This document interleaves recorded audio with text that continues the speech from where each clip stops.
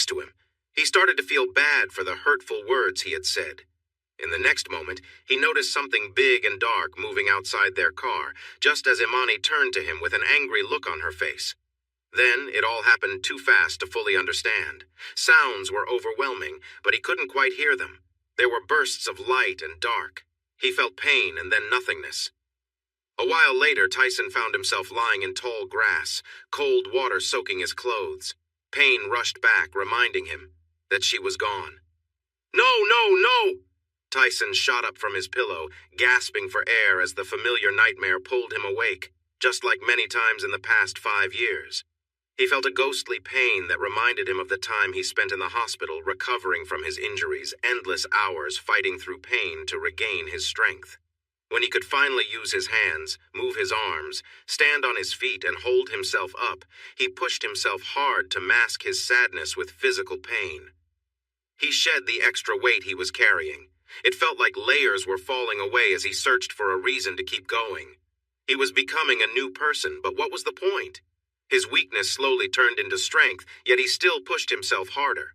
He told himself that pain would help him heal, but deep down, it was just a way to avoid his feelings. After many months of difficult workouts, the therapists allowed him only short visits to the gym. This made him focus on his grief and face the emotions he tried to escape. It took another 8 months before the doctors decided it was safe for him to go home. "Aw, sweetie, is that bad dream back again?" Her voice was achingly familiar but felt wrong. Tyson's heart ached every time he heard it, but he chose not to answer. He had fought his way out of darkness while recovering in the hospital, and the strength of his mind was something he needed to keep building. He wouldn't give that up now. Imani was gone. She was gone. She wasn't sitting at the edge of his bed, slender and graceful in her soft nightwear, her curly hair inviting his touch, her warm brown skin longing for connection, and looking at him with gentle eyes that held care and understanding. Tyson fell back onto his pillow, closed his eyes, and rubbed his face. He ran through his thoughts, and when he reached the end, he opened his eyes. As always, she was gone. The doctors had used many big words while trying to understand his feelings, the crash, and his memories of his mother. Survivor's guilt and post-traumatic stress were the main topics, but they had so many other terms he couldn't recall. He never talked to the doctors about Imani's brief nighttime visits. If he had, he might still be in the hospital. It felt easier to just accept these moments and move on. Besides, he had his other passion, mathematics, to help clear his mind. She started visiting him at night after he worked hard in his therapy sessions. As he lay in bed, his body aching, he imagined she came to see him. From the beginning, he knew to keep this to himself. He learned later what it might mean after being sent home. He read a lot about how the mind deals with losing someone, especially after a sudden event. His struggle to accept her absence, shown by his tears when he woke up, showed that his mind was trying to fill that void. Where there was an emptiness, his mind filled it with her. 5 years was a long time to have these moments, but like his lonely routine and daily habits, he found comfort in what was familiar. Perhaps he just wasn't ready to move on. As it always did after nightmares, his mind drifted back to the night of the party. Tyson hadn't even wanted to go. It was Imani who insisted they leave the house, saying they needed to show support for a man who had been very helpful to Tyson. This man claimed he was the reason Tyson got his job as a math professor at the local university. Tyson knew the truth. It was really the dean's wife who had made it happen. The party was to honor the dean's retirement. Franklin Dunnings was stepping down and looking forward to a relaxing life by the beach in a Central American country. Tyson, Imani, his colleagues, and their spouses were all there for one last celebration before he and his wife began a new journey. Tyson wasn't sure if this new plan was truly what his childhood friend wanted. Ashley Dunnings had lived next door to him for as long as he could remember. They went through school together from kindergarten to college, being the best of friends. But Tyson's amazing ability to understand numbers took him away from their hometown so he could learn from experts at universities around the world. When he finally came back, he found out he had missed his best friend's wedding. To celebrate his return and Ashley finding someone special, Tyson had a bit too much to drink. He lost his balance on some stairs and ended up in Imani's hospital. She introduced herself to him, the genius who had trouble with simple steps, and he felt drawn to her. At the party that night, everyone noticed Ashley was missing, which was unusual. Franklin, Ashley's husband, made excuses for her and insisted they keep the party going, even though Ashley's joyful spirit was what made these gatherings fun. Tyson wanted to leave since he never really connected with Franklin and wasn't too upset about him leaving the university. But Imani seemed much more at ease at this party than she had been at previous ones. He wondered if it had anything to do with Ashley not being there, especially since he had sensed some tension between them before. About an hour and a half later, Ashley rushed into the party like a storm. It was surprising, especially for someone as petite and lovely as she was. It was clear she had been drinking and was upset, but she had shifted to anger. Tyson exchanged a worried glance with Imani. To everyone's shock, Ashley loudly announced that her husband was cheating with a young student. It seemed she had just come from a private meeting and had photos to back up her claim. When Franklin came back with more drinks, a heated argument broke out between him and Ashley. It was painful to watch, and eventually, Franklin stormed out. After that, Ashley was left with no strength. She broke down in tears. Tyson stepped in to help her and looked at Imani with surprise when she made a sound of protest. He gently picked up Ashley and carried her upstairs to her room as Imani took care of the remaining guests. The party was over, just like Ashley and Franklin's marriage. Tyson laid Ashley on her bed, her beautiful hair spread across the pillow. They looked at each other, and suddenly she wrapped her arms around him and kissed him. For a moment, Tyson let it happen, but then he gently pulled her arms away and moved back. She looked into his eyes, searching for an answer, but he could only shake his head. Their chance to become more than friends had slipped away. Ashley turned away and quietly cried. As he stepped into the hallway, he found Imani waiting for him. He looked at her, feeling sorry for his friend, and stopped when he saw the anger in Imani's eyes.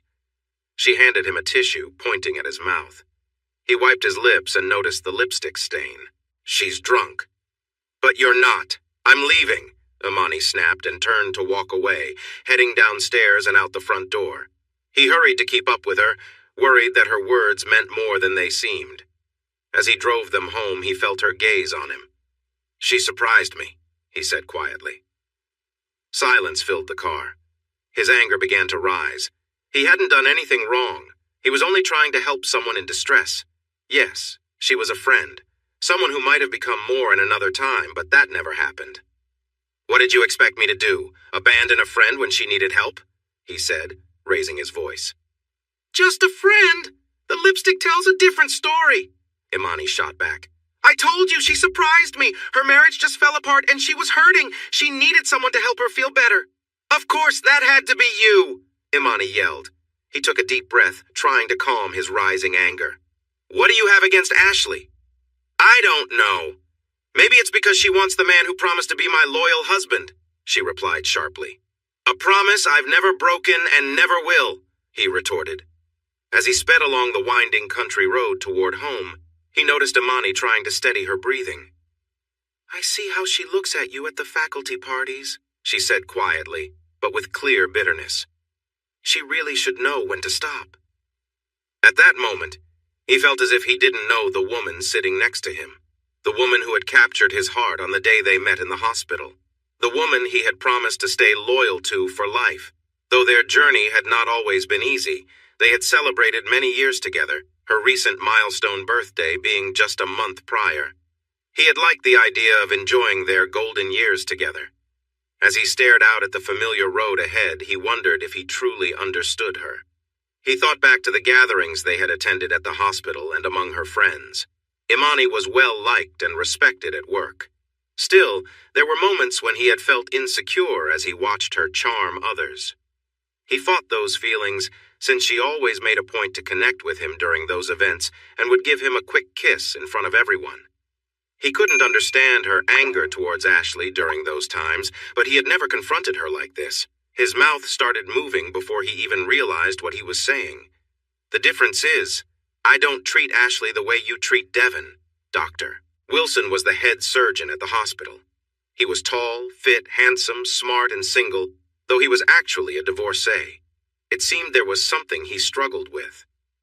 As he watched her turn to face him, he noticed her anger. But there was something else, too. Something that made him worried. Could it be doubt?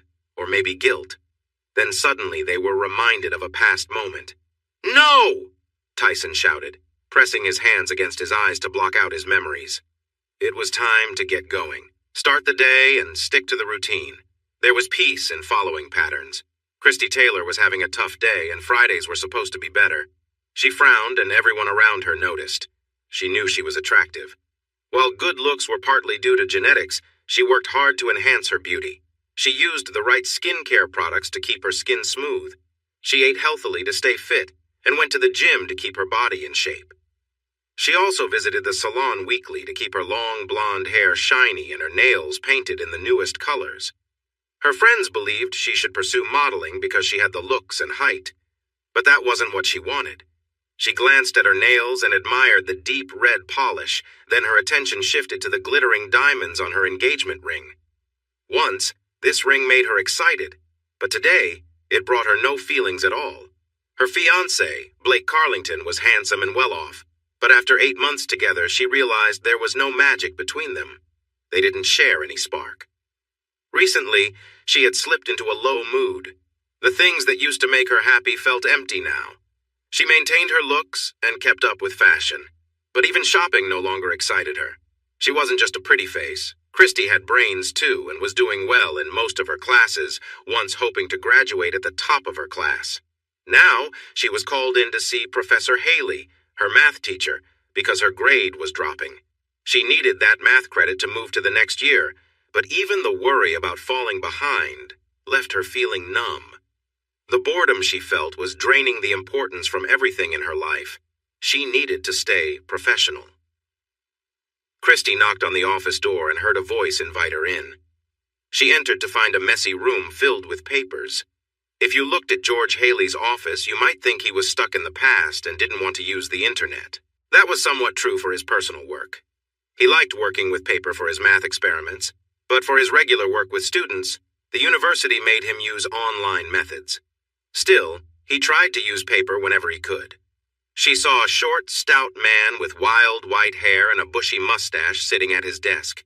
He looked up and smiled at her. "Ah, Miss Taylor, how can I help you?" he asked, blinking at her.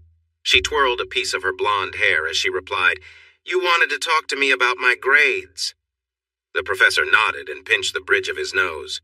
"Yes, your grades are slipping, and if you don't improve, I'll have no choice but to fail you."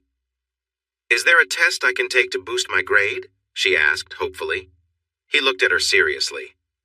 "Understanding the material is what will raise your grade. The next exam is very important. You need to master the course content by then."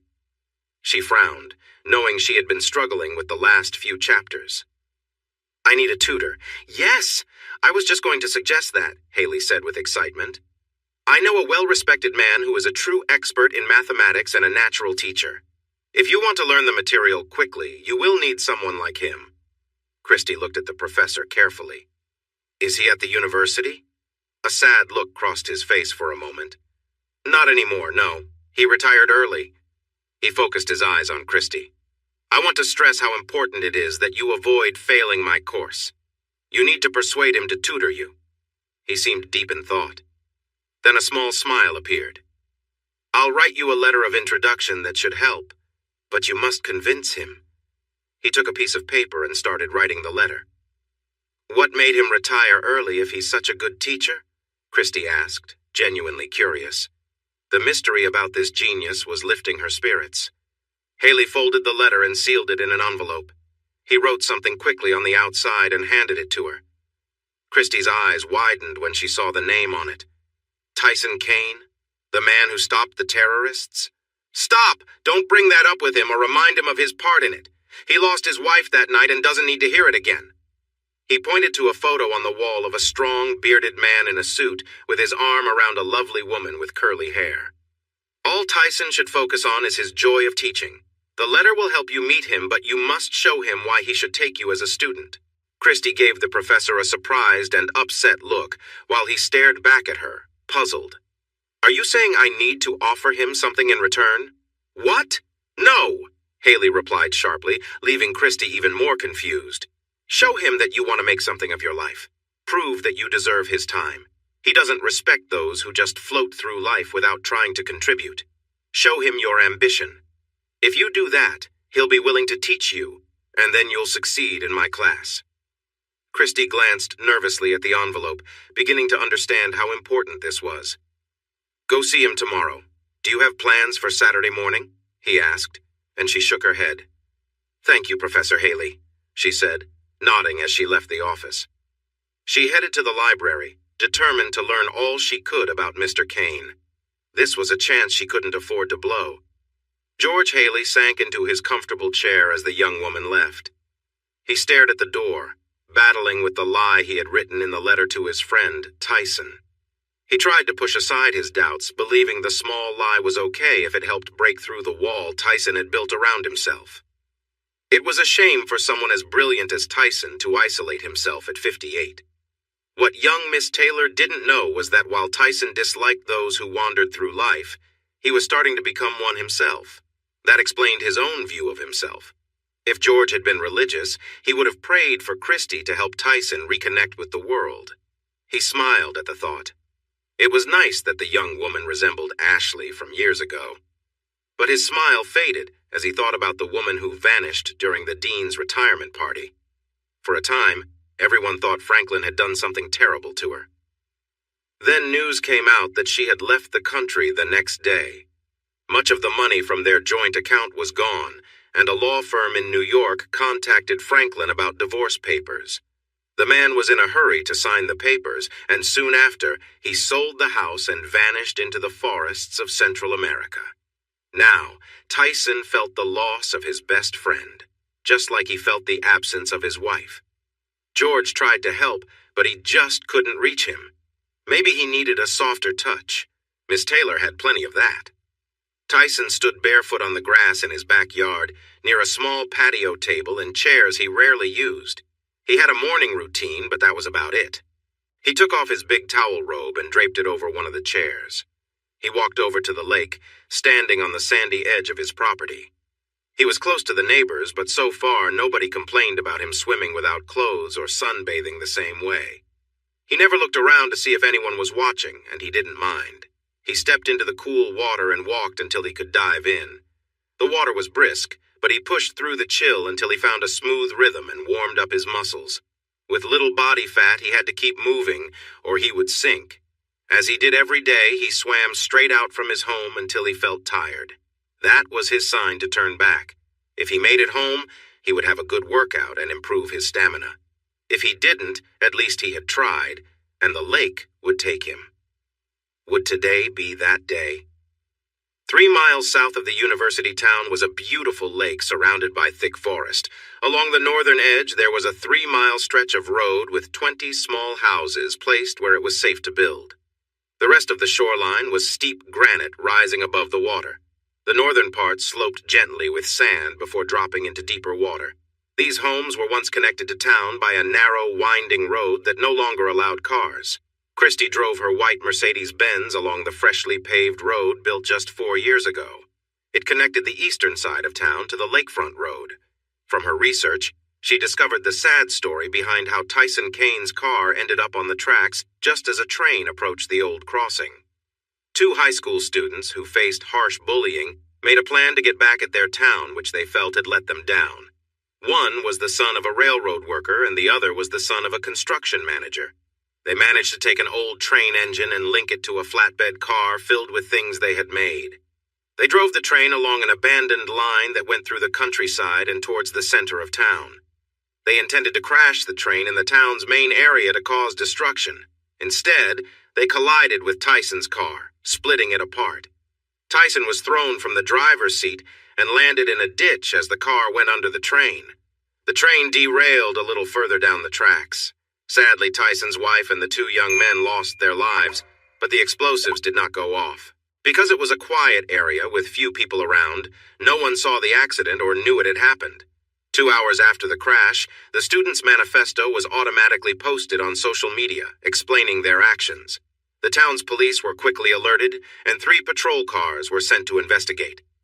90 minutes later, An officer found Tyson seriously injured in the ditch. That's when things got really serious. While Tyson was taken to the hospital, emergency workers found the train overturned in the bushes further down the damaged tracks.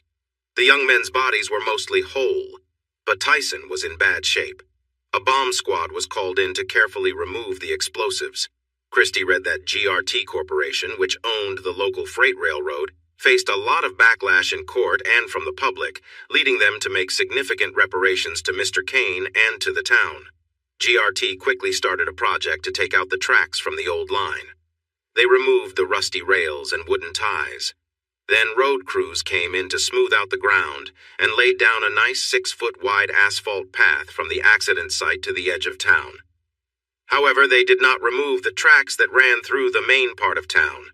With permission from the town council, those road crews built a wide 2-lane road that Christie was using. Once it was finished, the town council closed the old country road to cars and made it part of the trail system. As it connected to the western edge of town, the road formed a 15-mile loop. With any new development, local leaders were involved in the planning. Large areas of land near the road, especially those not surrounded by stone, were set aside for new upscale housing. Neighborhoods full of big homes began to appear. One good thing for the people living around the lake was that the land south of the old train track still belonged to GRT. They stopped any new building there.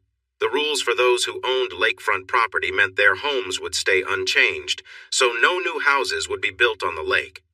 Once Christie learned more about the man, she looked into his background and found evidence he was indeed very smart in math. He had an excellent education, and his work at the university made her wish he was still there. Some had called him a big, friendly teddy bear while also being a math expert. She went through old photos at the university to see how he had built this reputation over the years. He had been 53 at the time of the accident and was a big man then. Now, at 58, she imagined he may have become heavier and needed help to get around because of his injuries. Still, she needed his brilliance to help her overcome her current struggles. While driving past a neighborhood of large houses, Christie shook her head. The land around them seemed empty. She believed they should have planted big trees around the homes like they had in her parents' neighborhood. Ahead, she saw the trail crossing the new road and noticed no cars coming from either direction, so she drove over the bump and entered the woods. A short distance in, she turned onto the old road by the lake. Christie looked at the envelope again to find the house number she needed. Tyson's place was closer to the other end, so she continued on, enjoying the view. All the homes faced the lake and many had gates, which seemed unnecessary since they were already open to the lake. Thankfully, all the houses were one story and blended well with the surroundings. Some were wider to make up for not having a second floor. Eventually, as she neared her destination, she slowed down and turned into a gravel driveway. There was no other car there, making her worry that he might not be home. The house was lovely. It was a cozy, ranch-style cottage nestled among the trees with many unique and thoughtful design features. She almost expected to see tiny creatures flying around the beautiful gardens near the home. Turning off the engine, she stepped out and took a deep breath of the fresh morning air. It felt so clean. She looked at her outfit one last time. She wore her best business clothes, a red silk blouse, black slacks, and low-heeled red leather shoes that matched her top. She chose a top that didn't cling too tightly, as she wanted to keep the focus on her skills rather than her appearance. With no pants that were more flattering, she opted for black, hoping to minimize her curves. Taking a deep breath to calm her nerves, she prepared for her speech as she walked up the 3 steps to the front door. She pressed the doorbell and heard a faint sound from inside. After a moment of silence, she pressed the doorbell again. Still nothing. Christie had not planned for this situation. She had many ideas for impressing him, but none for a situation where he might not be home. Standing at his front step, she glanced around. Maybe he was visiting a neighbor? The empty driveway and garage suggested he was out. "Come on, you can do it. Don't give up." The morning was still, and her soft words drifted over to her left. She turned to the neighbor's house and noticed a single-story home with a rooftop deck. An older woman with white hair was looking through binoculars at something on the water. Curious, Christie stepped down the stairs, walked to the side of the house, and saw a gate leading to the backyard. There was a small sign saying private, but after a moment, she decided to walk through anyway. The path went between the house and a tall hedge to the backyard. As she moved closer to the water, she realized the house was much bigger than it looked from the street. Suddenly, she heard coughing and gasping and turned toward the water. A man was trying to climb out of the lake. He managed to get to his feet and staggered a few steps before falling to his hands and knees, trying to catch his breath. She felt a strong urge to help. A loud cry came from him, and she paused at the corner of the house, watching as he slowly pushed himself up again. He was unclothed. He stood there, eyes closed, breathing heavily to regain his strength. Once he seemed a bit more steady, he began to walk out of the water toward the house, running his hands through his long black hair to squeeze out the water. That made the gray patches in his hair stand out. Christy felt uncertain. She was there to meet the professor who loved teddy bears, but a very fit man was at his house. She noticed his strong physique. His muscles were well defined, but he was not bulky. His skin looked smooth, and she spotted a slight limp, which indicated he was favoring his left knee. It looked like he had a scar there, suggesting he had knee surgery. As she looked around, her gaze fell back to him, but she tried to focus on his face. She didn't realize he had stopped until he spoke. "Who are you, and why are you here?" His voice was deep, and he sounded angry. Christy instinctively stepped away from the building and into the backyard. "I'm Christy Taylor. I need to talk to Professor Kane." The man frowned and walked toward a chair with a robe on it. He didn't try to hide himself, so Christy forced her gaze back to his face. She looked for any hint he might find her interesting, but all she saw was annoyance. He picked up the robe and put it on, tying it around his waist, then looked at her again. "No one by that name is here. Leave." "Professor Haley told me he lived here. He sent me to find Professor Kane," she said, feeling bolder now that he was covered. The man paused, showing a hint of discomfort. "George Haley." "Yes, I have a letter from him for Professor Kane," she replied, feeling hopeful that she could get information from him. Perhaps this was a relative of the professor. He looked like he might be in his late 30s to early 40s, with some resemblance to Professor Kane. He extended his hand and she glanced at it, then at his frustrated face. "Give me the letter," he said with a growl. Christy frowned. "No, I have to give it directly to Professor Kane. And I told you there's no Professor Kane here. That's me, Tyson Kane. Hand over the letter." Her eyes widened as she realized who he was. He gestured for her to give it to him. You can't be him." He looked confused. "What do you mean?" "Of course I am. But he's almost 60. You can't be that old," she said in surprise. He let out a small laugh before his expression turned serious again. "I don't have time for this. If I'm almost 60, just give me the letter from George or leave." "If you are him, why did you say there is no one by that name?" she asked, still firm. His frown returned. "I told you there's no Professor Kane here. That man passed away 5 years ago. I haven't taught anyone since that night." His face showed that he had seen terrible things. Christy's jaw dropped. Suddenly she believed him. This was Tyson Kane, but he looked so different. She had to admit that he looked much better now. Teddy bears are cute, but this was something else. Her eyes took in his long black hair now drying down his back. The gray at his temples stood out more. He didn't have those in the old pictures. The letter? She flinched and then reached into her purse to hand him the envelope. He took it from her and looked at the writing on the front. With a deep sigh, he opened it. Christy let her gaze wander over him while he was distracted. She hadn't felt a spark of excitement in a long time.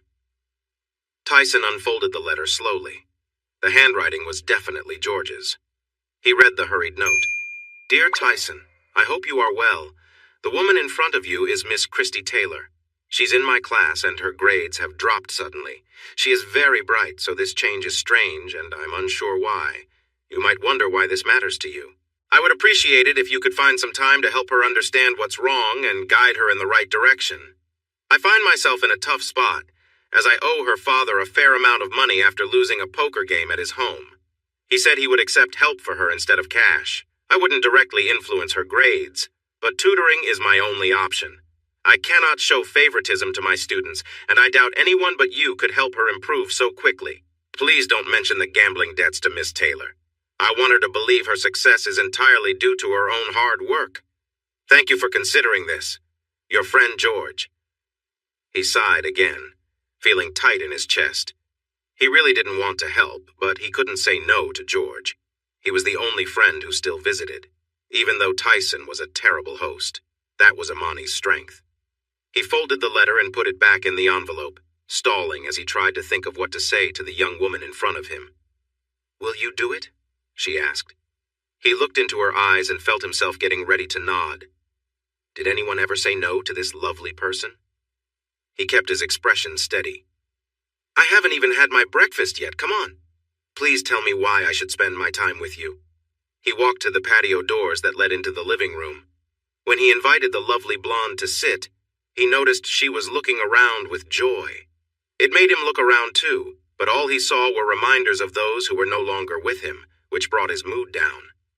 He moved to the small wood-burning stove that kept the room warm. He opened the door and tossed George's letter inside. As he closed the door, the letter caught fire and quickly turned to ashes. He turned back to see his guest. "I need to take a shower and get dressed. Are you hungry?" he asked.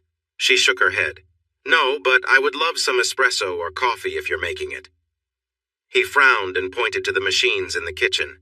He didn't know how to use it, but George had shown him how to make coffee the last time he visited. "It works, but I'm not sure how to use it.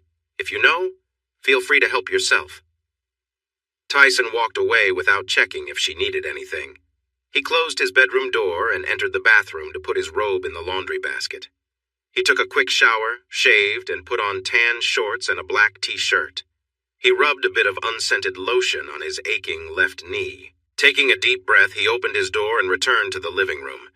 He saw the young woman, now Miss Taylor, standing by the espresso machine.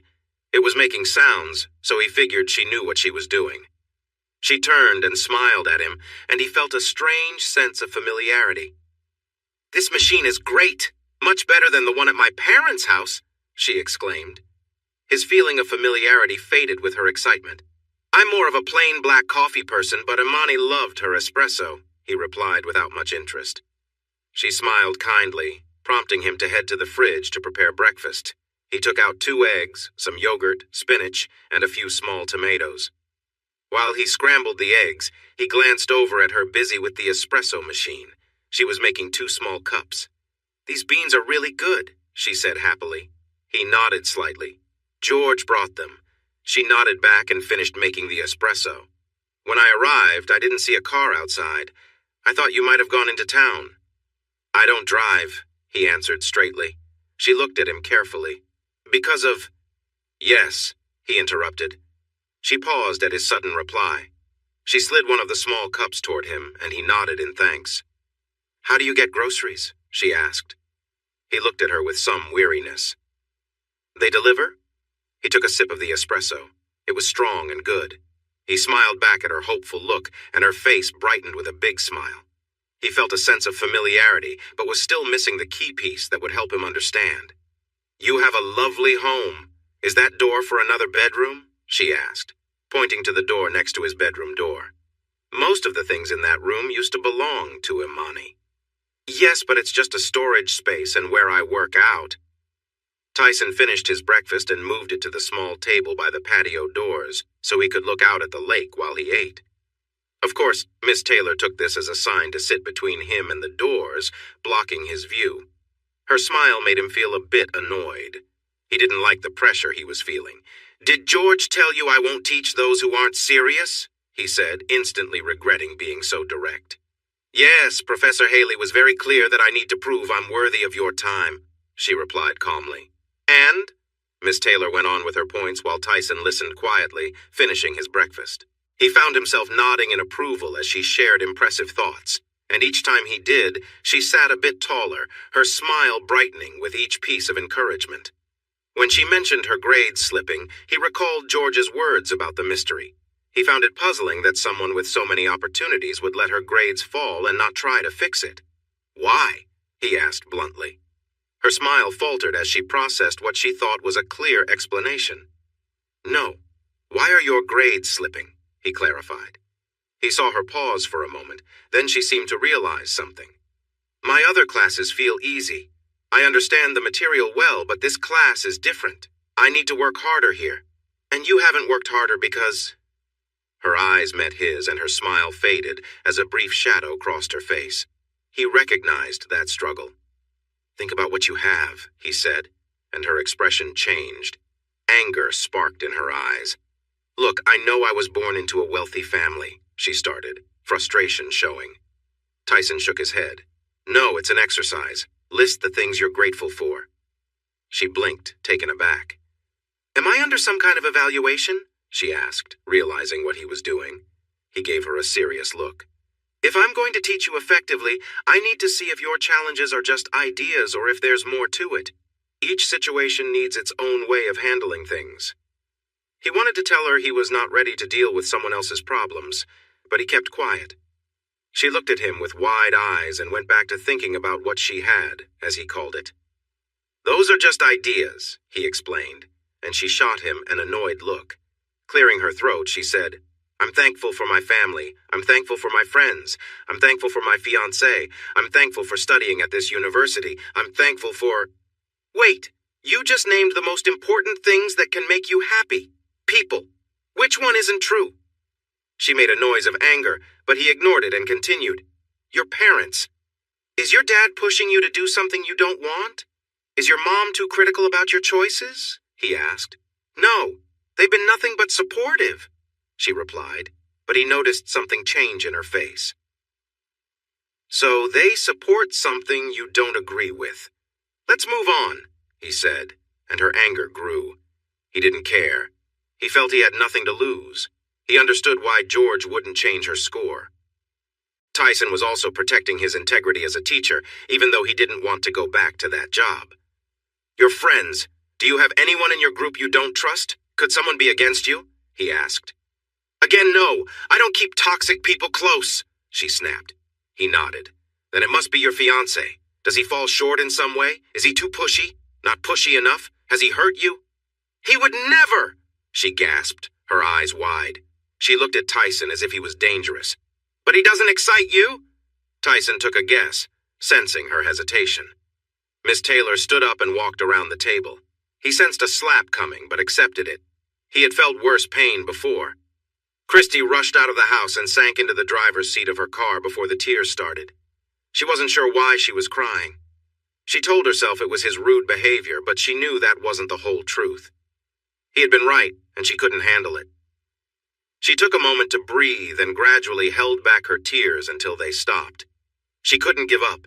Failing the course was not an option. She didn't want to show the man inside that he was right about her not being good enough. She was good enough. Christy climbed out of the car and grabbed the bag with her books and notes from the back seat. Taking a deep breath, she turned back to the cottage-style house. Be brave or go home. She walked back to the front door and rang the bell. Moments later, the man's face looked cautious as he watched her through the screen door. I'm sorry for my reaction, she said. His face remained serious as he replied, No, you're not. You had a reason. I was acting poorly. She paused for a moment. Can I come back in? He sighed and stepped aside, inviting her to enter. She went back to the table and placed her bag of books down. He glanced at it with concern. I haven't agreed to help you yet. You found out the problem that is affecting my grades. Only part of the problem has been addressed. Recognizing it is a good start, but you need a clear plan to fix it, or it will keep holding you back, he suggested. I'm calling off the engagement, she declared, surprised by how freeing those words felt. A weight lifted from her shoulders. Tyson's eyebrows raised in surprise. That seems a bit much for a minor issue. You could consider talking to someone about it. She frowned and shook her head. It's not just that. She thought for a moment, and with the decision to end the engagement made, the truths she had hidden from herself came forward. I think it's because we are too similar. Our lives are too alike, and we like the same things. Without differences, there are no sparks. It would be easy to be married to Blake, but I think I would be bored or feel tempted to stray. I'm sure he would, too. When he proposed, I got swept up in the excitement of marriage, but that's not enough. It wouldn't be fair to either of us. She looked at the diamond ring on her finger, sighed, and took it off, placing it in her purse. Can we start now? She asked. and he couldn't help but chuckle a little at her determination. "Did I say I've agreed to help you yet?" he replied. Her blue eyes met his brown eyes. "You found the issue, and I've shared my plan to fix it. I won't let this stop me from moving forward in my career. What else do you need?" Christy stated firmly. He nodded to himself, seeing she was serious, and his last doubts faded. "Okay, show me the last section you felt good about," Tyson said as he took a seat next to her at the small table. She smiled and opened her books, ready to review. They spent the rest of the morning studying. He went back to 2 more chapters until he felt she understood the material. "You missed some details here," he pointed out, and she reflected on when they started that chapter. It was a couple of weeks after the engagement began. How did he know? She looked at Tyson's face, and he looked back at her with curiosity. She smiled a bit shyly and then focused again on the textbook. He guided her through the chapters, explaining the formulas and showing examples. Christy took notes and felt the information sinking in. She raised her hand to pause on a specific problem they were working on. She remembered struggling with this part before, but now it seemed clearer. "Why can't teachers explain this like you do? It makes so much more sense," she said, feeling frustrated. He shrugged. "Everyone has their own way of teaching, but the math doesn't change. Numbers have their own beauty." He glanced at the clock. "Are you hungry?" She nodded with a small smile. "I was about to make a salad with grilled chicken. Does that sound good?" Tyson asked, and her smile grew as she agreed. "Go over those 3 practice questions while I prepare lunch," he said, pointing to the textbook. "Yes, sir," she replied with a grin. He headed to the kitchen, and she found herself watching him as he moved. Shaking her head to focus, she turned back to her notebook and started on the equations. She completed the first 2, but her mind wandered to thoughts of Tyson before she could tackle the 3rd question. She couldn't believe he was 58. He looked so fit. "What's bothering you about the 3rd question?" She jumped, startled by his voice breaking her train of thought. "Sorry, what?" He frowned gently. "I asked what's giving you trouble on the 3rd one." "Oh, nothing. I just got a bit distracted," she replied. He raised an eyebrow, then set their lunch plates on the table while she worked on the last question. Once she finished, she gave her work to him. He quickly checked it and smiled. "You've got this. After lunch, we'll go through the next 4 chapters. It looks like just a small misunderstanding." "No, I don't think you realize how much your style helps me learn," she insisted. He shook his head. "I'm not a teacher anymore," she replied, "and that's really too bad. If you want my help this afternoon, just drop that topic." She raised her hands in surrender. They began to eat, and Christy was impressed. The salad was fresh, and the grilled chicken was warm and a bit spicy, which went perfectly with the dressing. "It tastes like spicy chicken wings in a cool dressing," he smiled and nodded. "It's a secret recipe." After a moment of quiet, Christy felt the urge to ask him something. "If you don't drive, do you go outside for more than your morning swim?" He studied her for a moment before responding. "I take a walk every day. I'll do it today after we finish the 4th chapter." "Where do you walk?" she asked. "I walk along the lakefront road and back. It's about 6 miles. I have my gym clothes in my car. Can I join you today?" she asked confidently. He looked into her eyes, which were filled with hope. He seemed unsure and hesitated a moment, but finally said, "Okay." She looked around the room at all the pictures of Tyson and his wife, but lost count of them. "You have so many photos, I can't believe how much you've changed." He glanced around and shrugged. "The man in those pictures isn't here anymore. Everything he valued is gone. I'm just Tyson Kane now." "Is math important?" Tyson paused, then met her gaze, which dared him to take back his words. "Let's finish the tutoring," he replied firmly. For the next 3 hours, they worked through 4 chapters in the textbook. Christy took careful notes and asked a lot of questions. He remained calm and patient, and she gradually relaxed. When they finished the last chapter, she closed her notebook with a pleased sigh. "I have an extra chapter covered beyond what the university is teaching, and I understand the methods and formulas. I'm going to do great on the next test. I feel it. Thank you so much." He nodded at her but looked away, troubled by her smile. "Are you ready to take your walk?" Christy asked. He stood up and stretched. "Yes, I just need to get changed." "Let me put my books away and get my gym clothes," she said, jumping from her chair. She quickly packed her books into her bag and rushed outside. She switched bags in her car and returned with her gym duffel. "You can use the guest bathroom to change," he offered, and she went inside. Once the door was closed, she smiled to herself, feeling playful. He wouldn't know what to expect. Tyson watched the bathroom door close and wondered how he ended up in this situation. It was George's idea to send her his way. She was attractive, and her outfit suggested she took good care of herself. He frowned, reminding himself that she was young enough to be his daughter. Shaking that thought away, he went to his bedroom and put on his running gear. He wouldn't be running that day since his knee was bothering him, but he slipped on some comfortable socks. He returned to the living room, locked the patio doors, and grabbed his keys. He sat on the bench by the front door and put on his running shoes. He heard a sound and looked up. His jaw dropped, and he froze as she walked toward him. He noticed her colorful shoes next to her bare ankles. Her yoga pants fit closely, showing off her shape. They had bright patterns of parrot feathers from her ankles to just above her knees. Above that, the pattern changed to an orange, gold, and brown design that hugged her legs nicely. Her flat stomach was toned and visible from her waist up to the matching sports bra that fit her well. She smiled at him, clearly pleased by his surprised reaction, and her blonde hair was pulled back in a ponytail. That's quite an outfit," he managed to say. "Do you like it? This is the first time I've been able to wear it," she replied, running her hands over the fabric. Tyson felt a strange excitement he hadn't felt in years, and he felt uneasy about it, considering how young she was.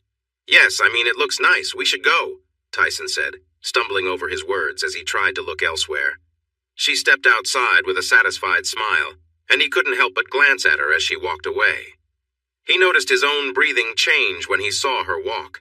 As he locked up, he caught her looking at him. Her cheeks turned red when she realized he noticed. Her eyes widened a bit when she saw something that made him uncomfortable. Tyson tried to breathe easy as they walked down the driveway to the road. He turned left, and Christy walked beside him. He looked at her cheerful face and felt confused.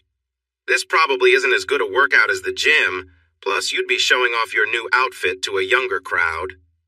She bit her lip, trying to hold back a smile at his comment, then shook her head as they picked up the pace. "The gym can get boring sometimes. Being outside feels refreshing, and honestly, you're more fit than anyone I've seen at the gym." He raised his eyebrows, surprised. She nodded, and he felt flattered but reminded himself of their age difference. "For someone who's nearly 60, you mean?" he suggested lightly. She raised her hands in protest. "No, you just look great. I don't see you as old at all."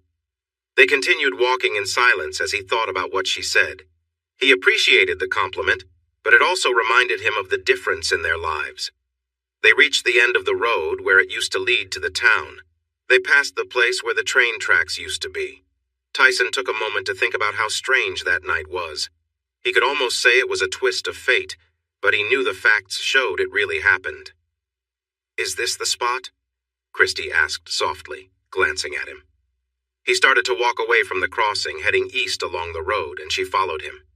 "Yes, they found me over there." He pointed to the spot nearby where his body had been after the accident. They paused by a large stone with Imani's name on it. She wasn't buried here, but the town wanted to remember her, so the stone was placed there. He continued walking. He picked up the pace to a light jog, wanting to move past the memories of the accident, and his knee felt okay. Christy jogged next to him, and he sensed her looking at him. He glanced over, and she gave him a kind smile. "Please don't." She was quiet for a moment.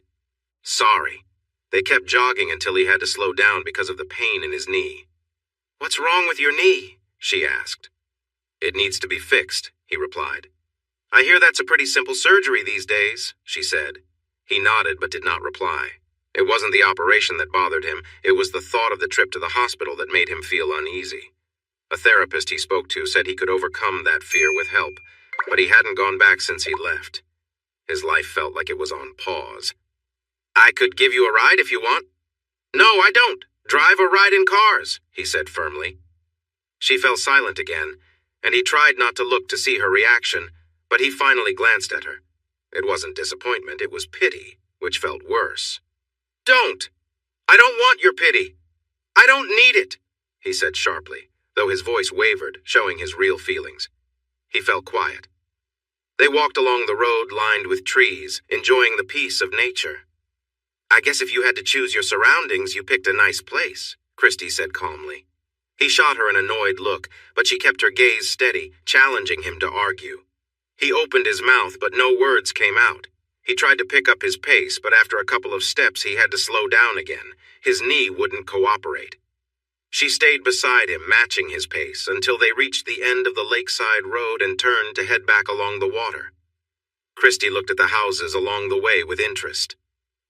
"How much would it cost to buy one of those houses?" she finally asked. He laughed lightly. "You wouldn't find anyone willing to sell, even if they could." Seeing her curious expression, he continued his explanation. "The property tax is 0 because the land belongs to GRT. We cannot change the shape of the houses or add more floors. We aren't allowed to put down pavement for driveways. The houses are rented, so we can't sell them, but we can pass the lease to a family member. The original owners of GRT were old pioneers who valued family homes. So even with all the rules, we have a pretty good deal. However, there is a lot of money tied up in this land. The lease will end in about 60 years. At that point, one of two things could happen. GRT may ask everyone to leave and sell the land for a lot of money. Big mansions could replace these bungalows." "What's the other option?" she asked. "People say GRT will send a message to the town council by making another long lease with the current owners with the same rules," he replied, noticing the surprised look on her face. Things had been calmer between the council and GRT until the accident and the lawsuit. The council tried to take the land around the lake and the forest, but ended up getting a new road for a new neighborhood with their developer friends. This created more bad feelings between them and GRT. "So those houses I saw on the way in are mostly owned by members of the town council," he said with a serious look. They walked on as Christy appeared deep in thought. "Blake's mother is on the town council and his father is a real estate developer," she finally said. He noticed the worried look in her eyes and shrugged. It was better to know now than later after promises were made. When they returned to his place, Tyson's knee was really hurting. He shouldn't have jogged. He saw his neighbor, Mrs. Willoughby, working on her flowers by the gate. He remembered she liked to be called by her first name. "Good afternoon, Barbara." She looked up as they approached, and her smile widened when she saw Christy with him. "Good afternoon, Tyson. It's so nice to see you out with such lovely company." Tyson sighed as Barbara fussed over him. "This is Christy Taylor. She's studying at the university, and George asked me to help her with math. Christy, this is Barbara Willoughby, my neighbor." Christy and Barbara shook hands and smiled at each other. "It's so nice to hear you're teaching again," Barbara said with excitement. "He's a fantastic teacher. He helped me understand the chapters I was stuck on, and now I feel confident about my finals," Christy added happily.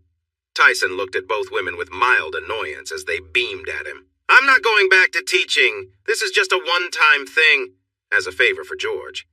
Barbara gave him a knowing look. "Well, it would be a shame to let your talent go to waste." "That's my decision," he said firmly. The two women exchanged glances, and Tyson decided he was done with the conversation. "Good evening, Barbara," he said, turning to head up his driveway. He heard Christy finish her goodbyes and hurry after him. When he reached his front door, he held it open for her, glancing back to see Barbara watching them. He gave a polite wave, then stepped inside and locked the door. He heard Christy let out a contented sigh behind him. He turned to her, noticing her bright, relaxed smile. "What a night," he remarked with a chuckle, trying to lighten the mood. She smiled back. "It was nice, though, wasn't it? Good to catch up with people." He nodded, moving towards the kitchen to grab a glass of water, and Christy joined him, leaning casually against the counter. They chatted lightly about the evening, sharing a few laughs. After a pause, Christy looked at him thoughtfully. "You know, you're really easy to talk to," she said, sounding genuinely appreciative. Tyson smiled, feeling a little surprised. "Thanks. You're not too bad yourself," he joked, earning a laugh from her. They continued talking, the conversation flowing easily between them, and Tyson found himself enjoying the simple, quiet moments together. They both seemed to relax, the evening wrapping up with a warm, friendly atmosphere. With her, after sharing such an intense moment with Christy, Tyson felt drawn to reciprocate, a genuine urge to make her feel equally appreciated. Not letting himself hesitate, he took her hand and led her through the living room to the bedroom. They stopped by the bed, and he pulled her close, their lips meeting in a warm, lingering kiss. Christie's arms wrapped around him, and he felt her relax as they held each other. He gently knelt before her, helping her slip out of her shoes and tights as she leaned on the bed. With a tender look, he told her, "You're beautiful," which brought a shy smile to her face. They shared more quiet laughter and warm glances as he made sure she was comfortable, keeping his touch light and respectful. Tyson was attentive, listening to her reactions and taking cues from her to ensure she felt cared for and valued. As their connection grew, Christie responded with warmth and affection, clearly appreciating his gentle and caring approach. They spent a quiet, tender moment together, simply enjoying each other's company. When they finally lay side by side, they both felt a sense of closeness and peace, savoring the calm after their eventful evening. Her hand rested on his as they both shared a quiet, lingering moment of closeness. After a while, she leaned back, catching her breath as she calmed down. Tyson stood up, watching her rest, his thoughts swirling with sudden clarity. A voice in his head questioned what he was doing. This felt far removed from his usual, more reserved self. He had rarely acted on impulse, let alone in such an intense, immediate way. Now, here he was, sharing an intimate moment with someone he'd just met, feeling both surprised and conflicted. He thought about the differences between them: age, life experiences, even values. It was true he had been alone for several years since losing his wife. He wore his wedding band out of habit, but he'd never really thought about moving on. While he didn't owe his loyalty to anyone anymore, he felt a vague sense of guilt, as if he'd crossed a boundary he hadn't known was there. Is something wrong?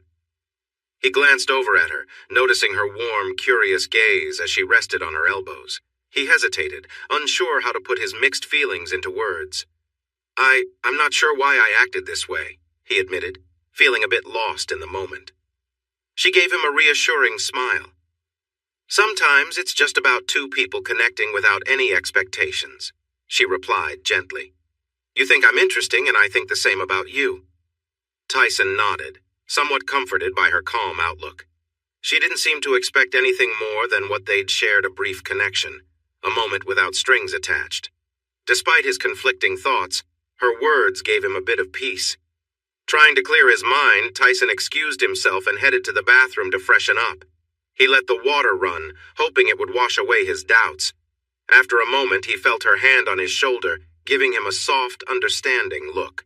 Tyson turned to her, ready to express his concerns, but instead, they shared a simple embrace, both content with the warmth and companionship they had found. In the end, Tyson realized he didn't need to overthink it. This was just a shared moment of kindness and understanding, a reminder that he could connect with others and appreciate those small, meaningful experiences. Tyson turned off the shower, lifted Christie, and gently wrapped her in a towel, helping her sit on the counter. He held her close, feeling a strong sense of connection as they took a moment to breathe and steady themselves. He looked at her, and she gave a reassuring smile, meeting his eyes. "Everything feels right, Tyson. Just be here with me," she said softly, easing his hesitation. They shared a warm embrace, and he realized he had been longing for this simple closeness, a moment without worries or complications. Tyson let himself enjoy the quiet bond they shared, feeling present and grounded.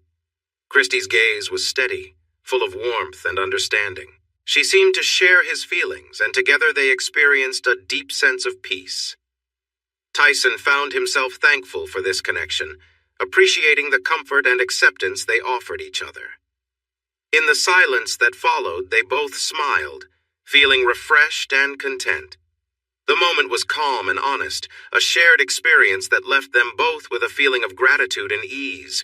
Her thoughts and feelings were so mixed up that all she could do was hold on to him tightly, bringing his face down to hers to give him a soft kiss. But the kisses felt like promises she wasn't sure she should be making, so she rested her forehead against his. Tyson felt the last bits of happiness slowly fading as he breathed heavily above the young woman. His body buzzed with energy, like it did after a tough workout, and he felt better than he had in a long time. He pulled back gently, and Christy let go of his head. He lowered her arms to rest on her chest, where his gaze lingered for a moment. He was still close to her, so he carefully moved back and stepped away. She gasped and caught her breath once he stood apart.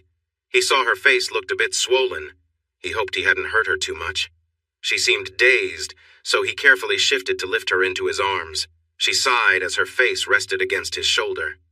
Tyson carried her into the bedroom. His mind was racing with something familiar. He laid her down on the bed, her hair fanned out over the pillow and her hands reached up to pull him down to her lips. The kiss was warm and filled with feeling, but also gentle. As he pulled back, his body started to tremble. Her blue eyes looked up at him, filled with concern as she noticed his shaking. His eyes widened in surprise. Ashley. She had been so young when they started their university journey, just as beautiful as ever. Why hadn't he seen it before? "Are you okay?" she asked softly. He couldn't find the words, so he just nodded, needing to catch his breath. Tyson found himself standing by the lake, the cool breeze giving him chills. He didn't know how he got there. She really is lovely. That familiar voice again. He looked up at the sky where dusk was starting to fall and realized she was early. Turning to the right, he saw Imani standing nearby, almost close enough to touch. He wanted to, but knew he shouldn't. The breeze lifted her hair from her face, and she looked at him with sad eyes. "The lake doesn't want you."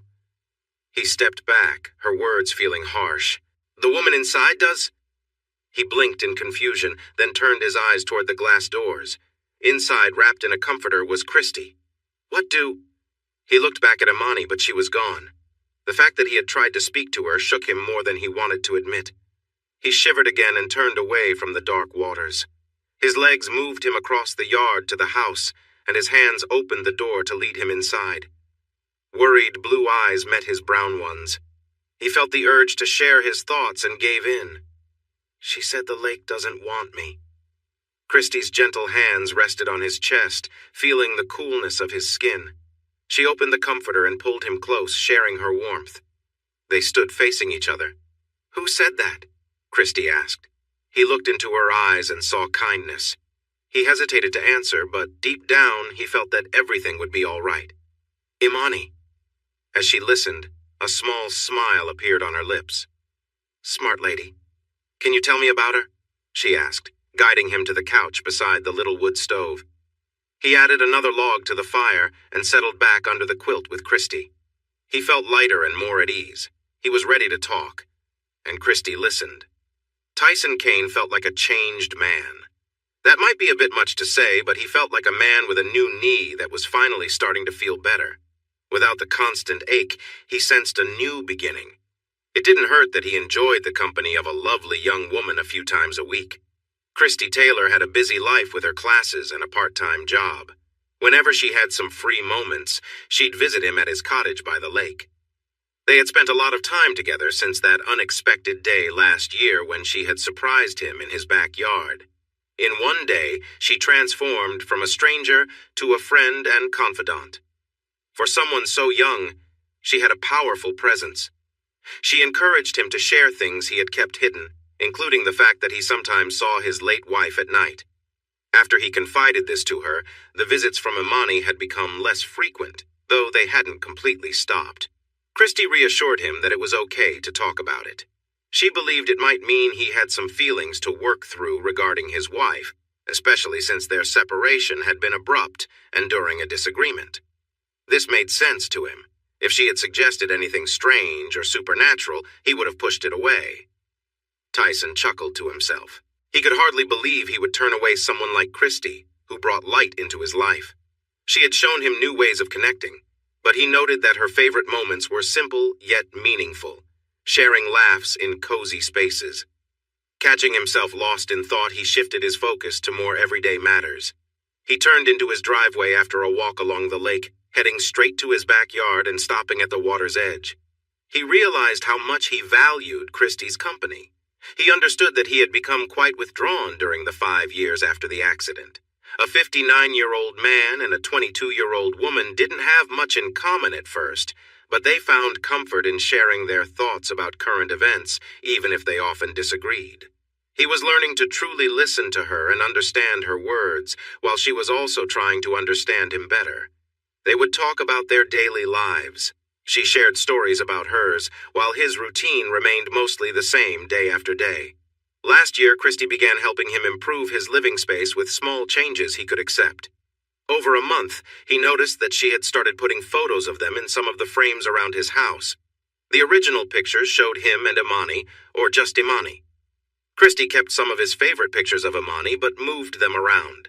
She also included some cheerful photos of herself in more noticeable places. Christy also convinced him to go through a significant change. He had knee surgery. She helped him get to the hospital, and after a few days, he returned home, still feeling a bit sleepy from the medicine. Christy worked with his neighbor, Barbara Willoughby, to check on him frequently during his recovery. Later on, he saw pictures of Barbara in some frames and wondered who had moved them. His knee recovery took a while, but he was used to dealing with pain, so he kept going. Today, he was pleased to have walked 6 miles at a good pace with only a little discomfort in his knee. He had asked his doctor when he could start jogging again, but the doctor told him to sit still while he tested his knee. Jogging wasn't recommended yet, so for now, walking quickly would have to do, but he wanted to do more. The waves looked calm this morning. He had already gone swimming in the lake earlier. It was still his routine to swim out and back once, but now he didn't wait until he felt completely worn out before returning. Imani had told him the lake was not welcoming, and her words had scared and embarrassed him, making him cautious about pushing his limits in the cold water.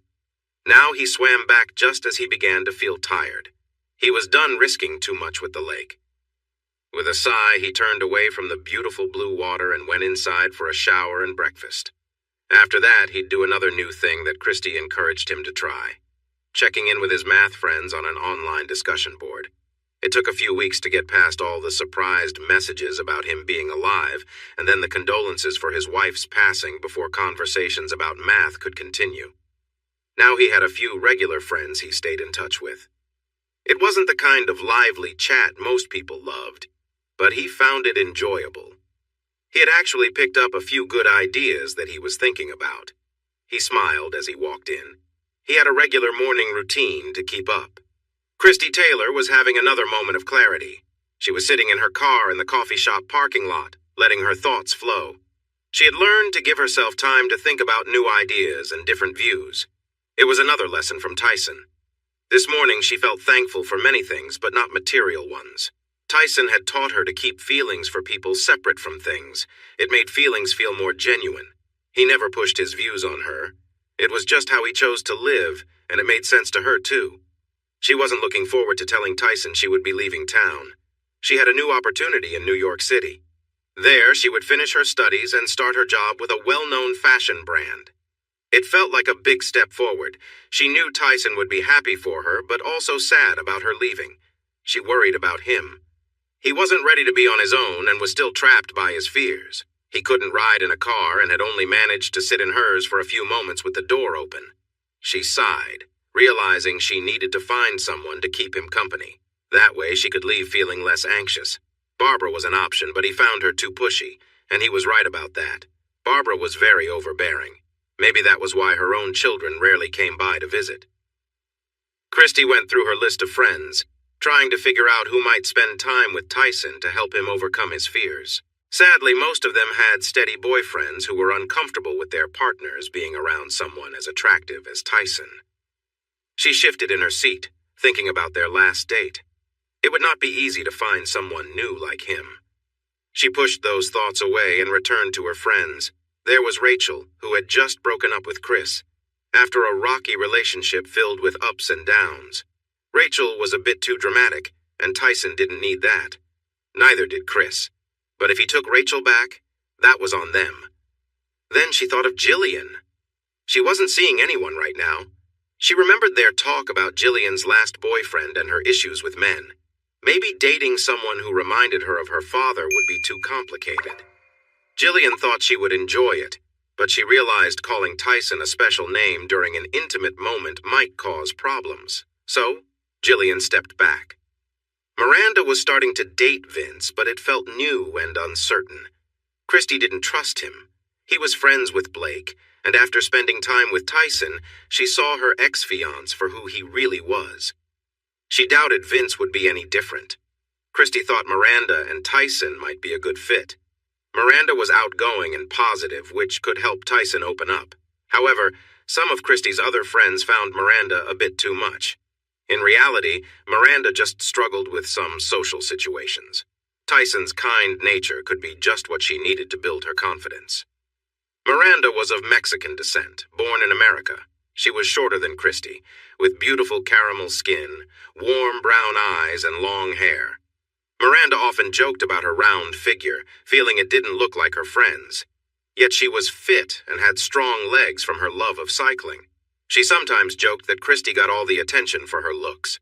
These comments often made Christy's other friends uncomfortable, but Christy simply found them amusing, just what Tyson needed.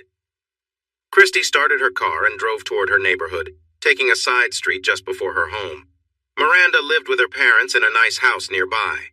She was the oldest sibling, with an 18-year-old brother, Raul Jr., and a 16-year-old sister, Natalie. Christy, being an only child, envied Miranda's siblings, though she hadn't shared that with her own parents.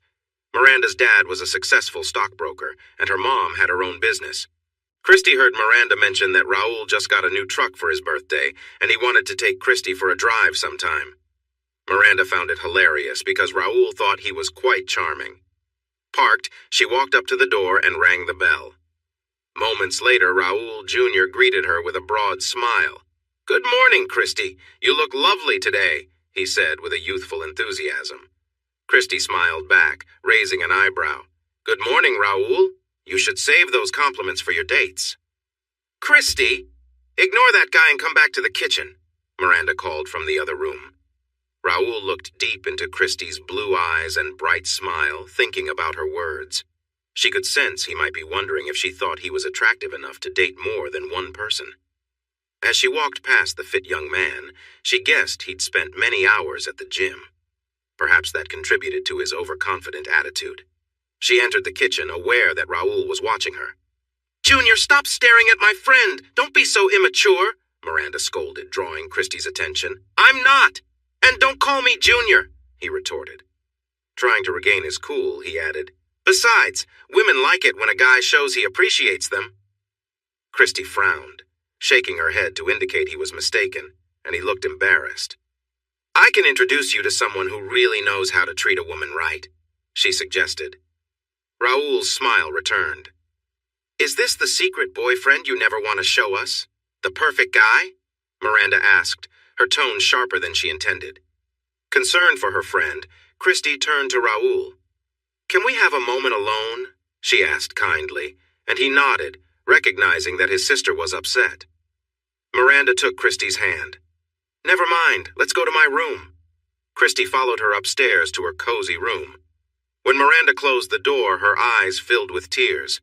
Christy opened her arms and Miranda hugged her tightly as the tears flowed. "What happened?" Christy asked gently as Miranda's tears began to subside. Miranda's sadness turned into anger. "Vince is really awful." Christy was not surprised to hear this, but kept her expression neutral. "What did he do?" "The day after we were together, he broke up with me in a text, and then he posted a picture of us with a cruel caption." "What?" Christy exclaimed in disbelief. "Eventually he took it down, but by then everyone had seen it. It was so embarrassing." Miranda started crying again. Christy felt anger boil within her as she comforted her friend. If she could get a screenshot of the post before it was taken down, she would definitely make sure the school administration knew about it. Getting Vince removed from the university for this would be a good step. She was determined to make it happen. Miranda composed herself and looked at her friend with a fierce determination. "That's it! No more dating until I graduate. There are no decent guys at this university." Christy smiled and nodded, feeling hopeful for her friend. "Does that mean you might be able to check in on a friend of mine from time to time?" Miranda wiped her eyes with a tissue and looked at Christy, confused. "A friend?" "Tyson Kane." Miranda's confusion deepened. "Wait, I know that name." Christy sighed. The train incident. Yes, that's right. He stopped the train. Oh, his wife died and he got hurt. You've been helping him recover? Miranda gasped. An image of Tyson popped into her mind and her cheeks turned warm. Not exactly. He was mostly better by the time I visited him for math tutoring. She shook her head to refocus. He lost his wife in that accident, and he barely made it through himself. He's been really shaken up by what happened and still struggles with anxiety. I've been trying to get him to come into town, but he can't sit in a car without stress. I had to help calm him down a lot to bring him in for knee surgery. Miranda looked at her in surprise. This was a whole new side of her friend. A big smile spread across her face. What? Christy asked, sounding unsure.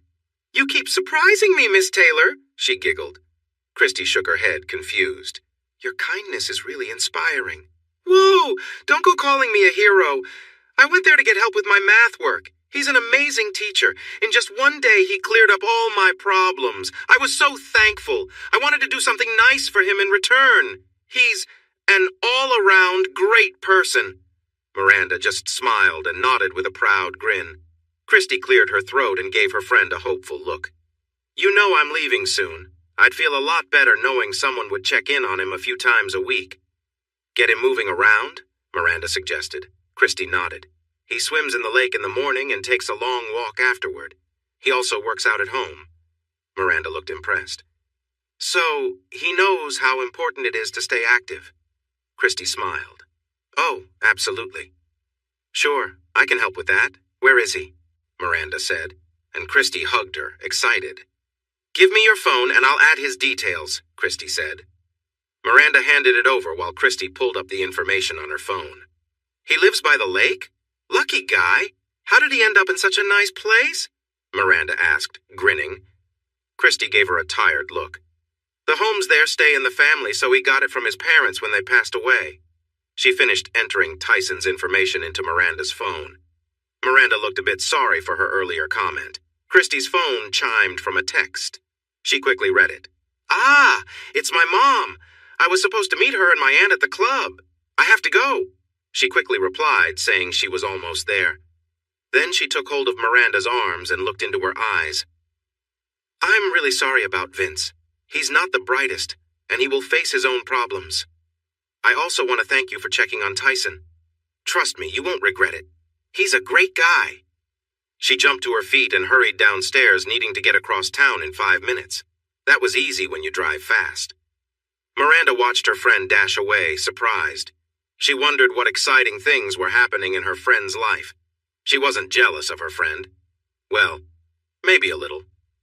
Looking at her phone, she decided to take her bike on the new trail to see him tomorrow. Miranda had heard about 2 students who caused a lot of trouble and what happened to them at a train crossing when their stolen vehicle collided with Tyson Kane's car, which led to a tragic loss. Feeling curious, she picked up her tablet and searched for the story. After a while, she found information about Tyson himself. Wow, he's a big guy, she said quietly, looking at a photo of the professor at a university event. He was standing with a slim woman, making him appear even larger. The woman was very pretty, and her skin tone matched Miranda's. Tyson looked genuinely happy. Losing this woman must have been really tough for him. If Christy believed he was a good man, Miranda was eager to meet him. She smiled to herself, thinking he seemed like a big teddy bear. After what Vince had put her through, she could definitely use a comforting hug. The lake water felt warmer than usual as Tyson swam with a steady stroke. He could feel himself getting better each time and thought he was swimming a little farther before turning back. He was careful not to push himself too much. He had very little body fat, so he needed to keep moving. Looking up, he saw the bright blue sky, promising a nice day. He decided some sunbathing would be nice. As he turned back, he spotted Barbara's house with its rooftop deck and noticed the sun shining on her binoculars. Barbara had always been protective of him, watching over him for years, especially when he struggled to reach the shore before Imani encouraged him to take a break. No. Christy's presence was what made him realize he had something to live for. Imani was gone. Despite any strange thoughts he might have, she was no longer with him. Christy had made him aware of how Barbara had quietly supported him. The young woman had mentioned hearing his neighbor's kind words the first morning she saw him come out of the water with difficulty, so his neighbor had a good view of his yard from her roof with her binoculars. He kept swimming strongly, thinking about it. He sighed softly. Tyson wasn't going to change his ways for anyone. He swam and sunbathed without clothes, and that wasn't going to change. He decided to ignore the chance that someone might see him. The water was getting warmer, and he knew he was nearing the shallow part of the shore. His swim was done, but he felt strong. He stood up in the water and took a deep breath to fill his lungs and energize his muscles. He planned to swim further the next day. Turning around, he admired his cozy home. He truly loved it there. The morning sun felt nice, so he tilted his face to it, closed his eyes, and ran his hands through his hair to get the water out. He noticed his hair was getting long. His curls were growing so much that he was starting to look like Imani. He walked out of the water and onto his lawn, stretching his arms high and bending side to side. A loud scream jolted him, and he opened his eyes to see a young woman staring at him in shock, covering her mouth with her hands. She was dressed in a bright, tight outfit, but before he could see her clearly, she turned and hurried away along the path beside his house. Tyson thought he might need to lock the gate or put up a bigger sign warning that it was private property. Meanwhile, Miranda rode her bicycle along the scenic path, her thoughts racing. What had she just witnessed? She finally stopped at a small rest area with benches, took a sip of water, and sat down. Christy hadn't mentioned Tyson's family living with him. Maybe he had a cousin?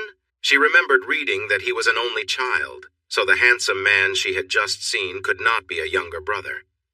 She had noticed a family resemblance before her eyes became fixated on him. The scream had startled her too. She patted her cheeks to shake off her surprise. It would take a while to forget that image. Getting back on her bicycle, she continued pedaling. She needed to talk to Christy about her plans, as there seemed to be a new complication. "Good morning, Tyson," Christy called out after breakfast. "Hey, Christy, how are you today?" he replied cheerfully. She smiled, enjoying the sound of happiness in his voice, but then she remembered why she called, and her smile faded slightly. "I was wondering if I could come to see you this afternoon."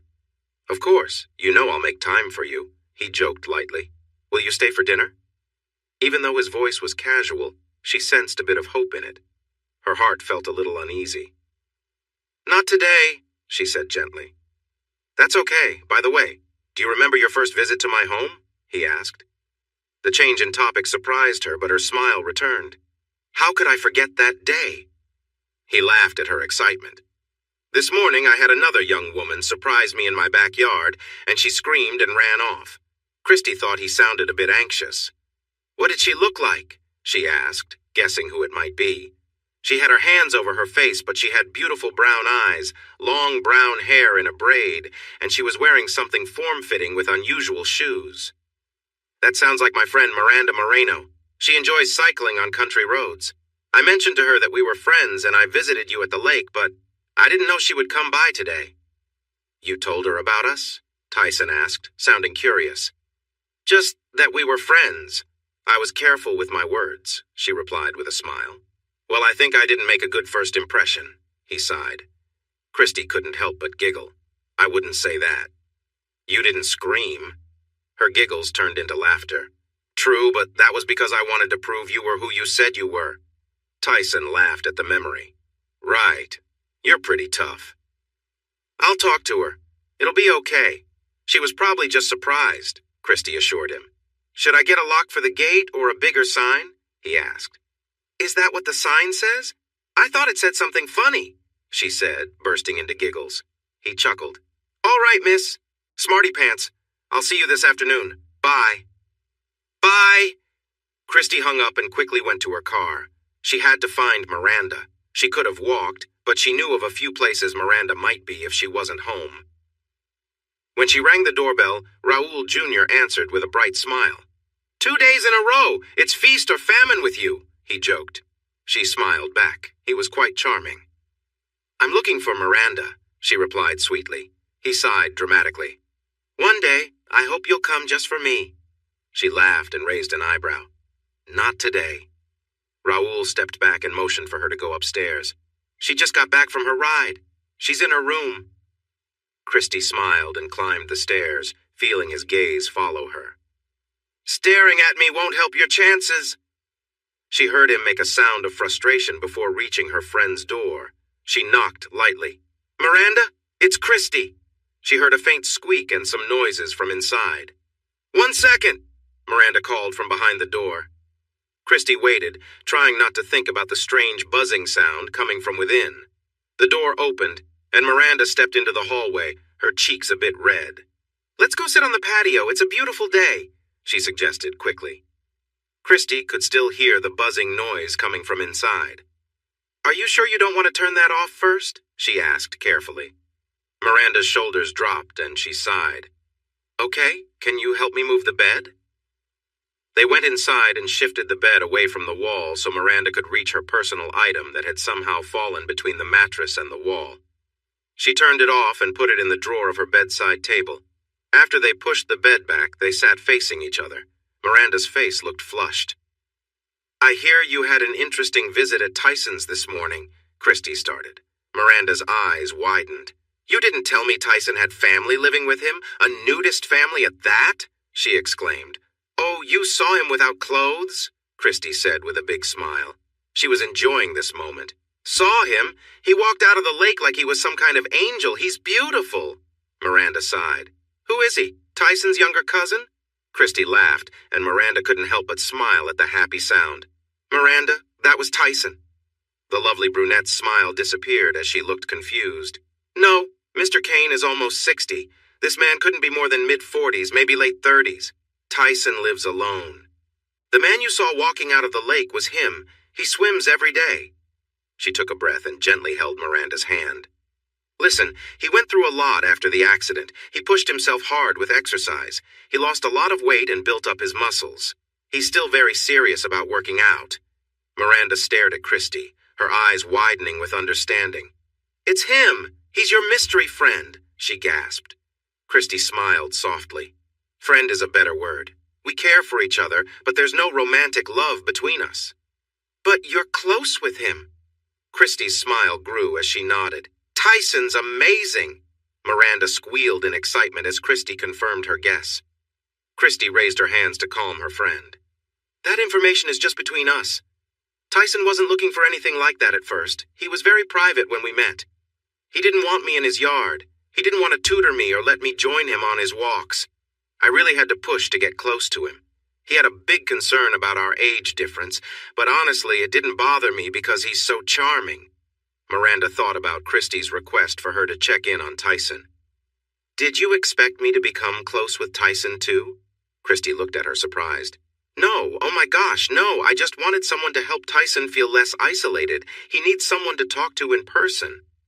Once you get to know him, if you decide you want to start a romantic relationship, you'll need to talk to him about it. He's a great guy, but if I hadn't brought it up, nothing would have happened. He's really polite." She smiled warmly. Miranda listened thoughtfully to everything she had learned. She realized it was too soon after Vince to find another boyfriend, and honestly, she could use some time off from dating. Having someone to talk to might be nice. An idea suddenly came to her. "You said he loves working out, right?" she asked. Christy nodded, and Miranda jumped off the bed, pulling her friend with her. They hurried downstairs and out to the backyard toward the big garage at the end of the driveway. Inside, Miranda took Christy upstairs to the loft, where they spotted several old bicycles hanging from the ceiling. Turning to her friend, she said, "We can fix up one of these old bikes for him so he can join me on my rides," Miranda exclaimed excitedly. Christy thought it was a clever idea, but doubted the bikes would work for Tyson. He might be too strong for them.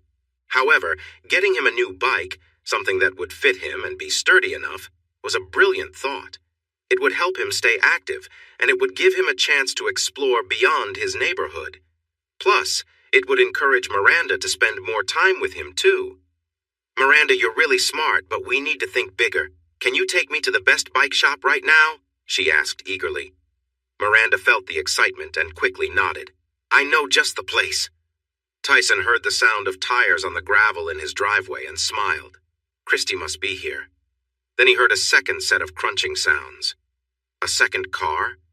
He checked the oven to make sure everything was fine, then walked to the door to open it. Parked far from the door was Christie's sporty white car.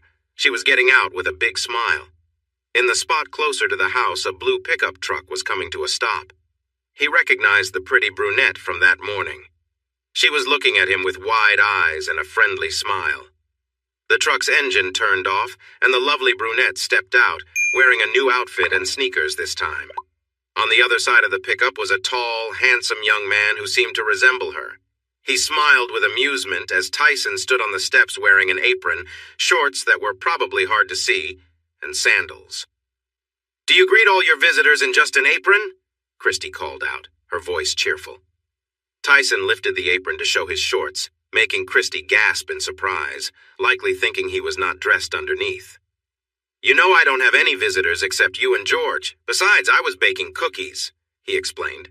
By now, Christie was next to another woman. "Tyson, this is my good friend Miranda Moreno, and this young man is her brother, Raul Jr." Tyson quickly noticed that Raul liked being called handsome, but he was less pleased about being called young or junior. "Hello, Miranda, Raul." He received a bright smile from Miranda and a polite smile from Raul, though Raul seemed slightly amused. Maybe he didn't think men should wear aprons. "I'm very sorry I came into your backyard without asking this morning," Miranda said seriously. Tyson waved his hand casually. "Would you like a freshly baked shortbread cookie?" "Ooh, the charming man is inviting us in with treats. What could possibly go wrong?" Christie joked as she linked arms with Miranda. Tyson stepped back and held the door open for them. The women walked in and Raul paused just inside, looking annoyed. As Christie showed Miranda around, he glanced back at Tyson, who raised an eyebrow in question.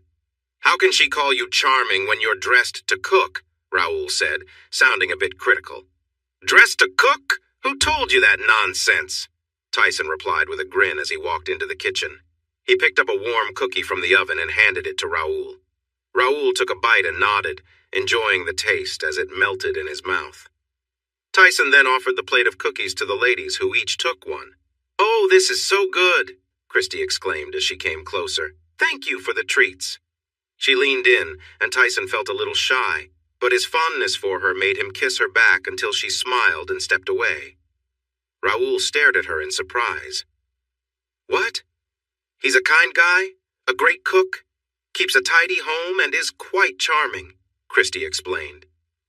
"Those are things a woman would care about." Raul started to respond heatedly. "Seriously, where did you get the idea that certain jobs should be for only one gender? I thought I was the one with old-fashioned views. You make me feel young by comparison." Raul looked at him with curiosity. "How old are you?" 59. "What?" Raul turned to look at Christie in disbelief. "You're dating an older man?" Tyson glanced at Miranda, who was still watching him. "What does that mean?" "It means grandfather," she said softly. Tyson wanted to feel upset, but he understood what Raul was saying. He still didn't know why Christie liked him. He shrugged. "I might be old enough to be a grandfather, but I don't have kids or grandkids. That ship has sailed for me," he said with a hint of sadness. Raul continued. He turned to Christie, who watched him with a small smile. "I don't get it. I'm strong and, as you said, good-looking. What does he have that I don't?" "I can bake cookies," Tyson said with a grin. "Hey, I will show you how to make chocolate chip cookies. Everyone loves them, and if you make them, you'll earn some big points." "My friends at the gym would make fun of me," Raul replied, sounding upset. Christie exchanged a concerned glance with Miranda. "Looks like we found the source of Raul's tough attitude." "Tough? Being strong isn't bad," he shot back. "No, but when mixed with the way you treat women, it can be. You're smart and can improve," Christie said straightforwardly. Raul looked back at Tyson. "All right, you teach me to bake can't hurt," he said. The women seemed pleased, sensing a change in his mood. "If you can win against me in arm wrestling." Tyson blinked at the confident young man. He knew this might be a challenge, but he was no stranger to hard work. "Okay, fine," Tyson said, taking off his apron. Raul's eyes widened slightly. "You can take off your shirt too if that makes you comfortable," Tyson suggested. Moments later, Raul was without his shirt. He wasn't as broad as Tyson, but had lean muscles. Christie nodded in approval, and Raul's smile showed his confidence. Tyson moved to the kitchen island and set his elbow down. Raoul gripped his hand, and they held onto the countertop with their other hands. Christy placed her hand on top of theirs. When I lift my hand, you start. Ready? They nodded. Go! Immediately, Tyson felt the effort in his hand, arm, and back. Raoul was very strong, but a bit too sure of himself. Looking deep into Raoul's eyes, Tyson smiled and started to push harder. The effort increased, but he kept applying pressure. The confident look in Raoul's eyes changed to surprise, and then worry. Tyson's grin widened as he held Raoul's gaze. Arm wrestling isn't just about strength. It's also about how much you can handle. How much pain have you felt in your young life, Raoul? The younger man shook his head and flinched as Tyson's grip tightened. Are you ready to be serious? Tyson asked quietly, and Raoul tried to hide his surprise as his arm was pushed back. When he was bent at an awkward angle, he yelped and jumped away, releasing Tyson's hand. Raoul shook his hand to get the blood flowing again. Wow, for an older guy, you're really strong, he exclaimed. Raoul, Miranda scolded, but Tyson just laughed. Christy smiled at the teacher. How many arm wrestling matches have you won? Tyson smiled shyly as he massaged his arm. That was the first time I've ever done that, maybe the last. This kid puts up a fight. Raoul looked at him in surprise, feeling proud. Don't tell him that. He'll get a big head, Miranda said with a sigh. Tyson shook his head, still grinning at Raoul. Come on, let's get started on the cookies. Put your shirt back on. He tied on his apron again. Raoul put his shirt back on and frowned. It's hard to take you seriously in that. I'll admit it looked better on my wife, but if you've ever tried to cook bacon without a shirt, you'd understand. He looked at Raoul seriously. Never try it without clothes. That got a laugh from the others. Besides, you know what it takes to wear this comfortably? The younger man didn't want to look confused, but he clearly had no idea. Confidence. People notice that. It's not the same as being boastful or arrogant. Confidence is about being at ease with yourself. Being a man is about what's inside, not just what's outside. Raoul smiled and nodded. Let's make cookies. Christy and Miranda sat at the counter watching the two men make chocolate chip cookies from scratch. Tyson guided Raoul and let him do most of the work. When the cookies came out of the oven and had cooled enough to eat, the ladies cheered for Raoul's first successful baking attempt. Raoul beamed at Tyson as he enjoyed Christy's praise. What do you do for a living? Tyson shook his head. I'm retired. But what did you do before? Raoul pressed. Tyson sighed. I was a math teacher. No way? You're a math whiz? Raoul chuckled. Christy moved over to lean against Tyson as she looked at Raoul. Certified genius-level math whiz, she said playfully. Tyson chuckled and gave her a quick kiss. You say the nicest things. He turned to Raoul, who was still getting used to Christy being affectionate with him. If you're so smart, why aren't you teaching now? Raoul asked, sounding a bit aggressive. Tyson's smile faded. People keep saying that, and I keep telling them I'm done with that. He's dealing with past struggles, you know, Miranda snapped. Raoul looked at him in surprise. Tyson shot a serious look at Christy. You've been talking about me with others? He asked sharply. Christy met his gaze and nodded. Miranda had a great idea, and we are here to make it happen. Tyson was caught off guard by her confidence when he expected her to be defensive. Idea? Come outside, Christy said with a big smile, and Tyson found himself following her excitement again. Miranda stood behind them, beaming, while her brother furrowed his brow.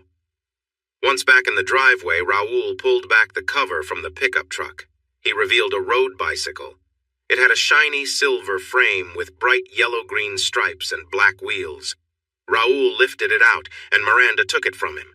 She and Christy walked it over to Tyson. Then, Raoul pulled back another cover and revealed another bicycle. Tyson focused on the two women as they turned the silver bike around so he could see it better. Christy bought you a bicycle! Miranda cheered. Tyson's eyes widened and he looked at the beautiful bike. It's stunning! It looks fast even when it's standing still, he said. Do you know how to ride a bicycle? Raoul asked, and the ladies' faces fell as they realized he might not. Tyson chuckled at their worried expressions. Yes, I do, but it's been a while, and I don't see any gear shifters on this one. Miranda sighed in relief as she pointed out that the brake levers could also shift gears. Tyson held Christy's hand and looked into her eyes. "Thank you. This is very kind of you." He admired the sleek bike again. "It's not a car, it feels different. You get exercise while riding it. You can travel faster and farther compared to walking. Getting to town is now easier," Christy explained. "I was set on getting you a car, but Miranda suggested a bicycle. She loves cycling, so she had a fresh perspective. I hope you don't mind I talked with her." Tyson watched Christy and realized she seemed anxious. Oh. Now he understood why she was doing this. She was planning to leave. They had discussed it before as something for later, but it seemed that later was here sooner than expected. He glanced at the other two. "Can you give us a moment?" When Miranda nodded, he gently led Christy aside. "When do you leave?"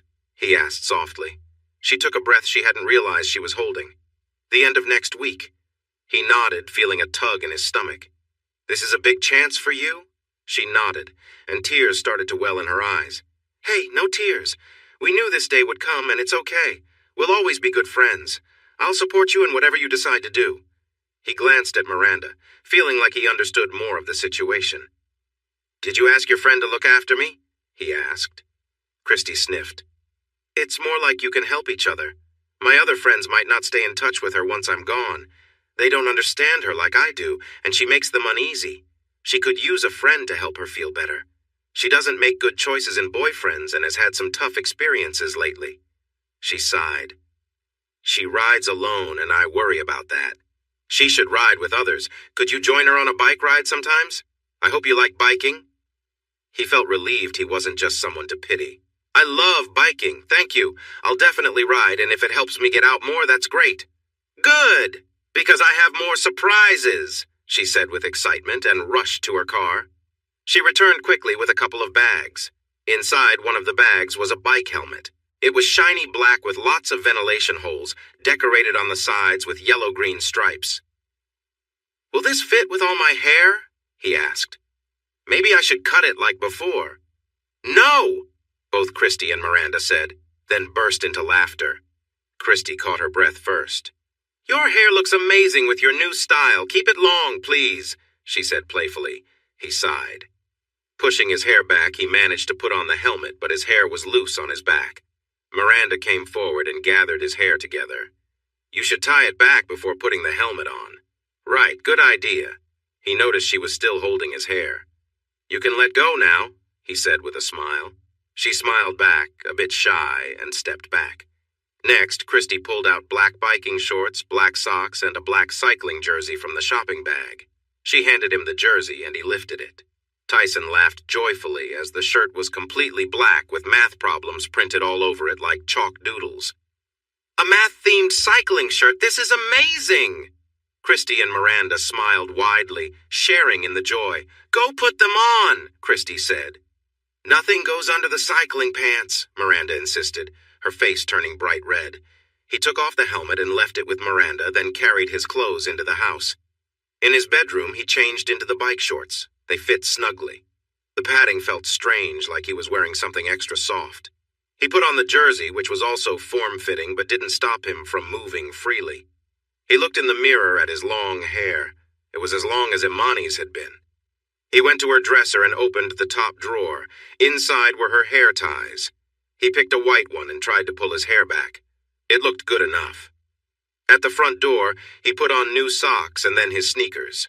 He didn't have the cool shoes that Miranda had. As he stepped outside, he heard Christy's playful whistle.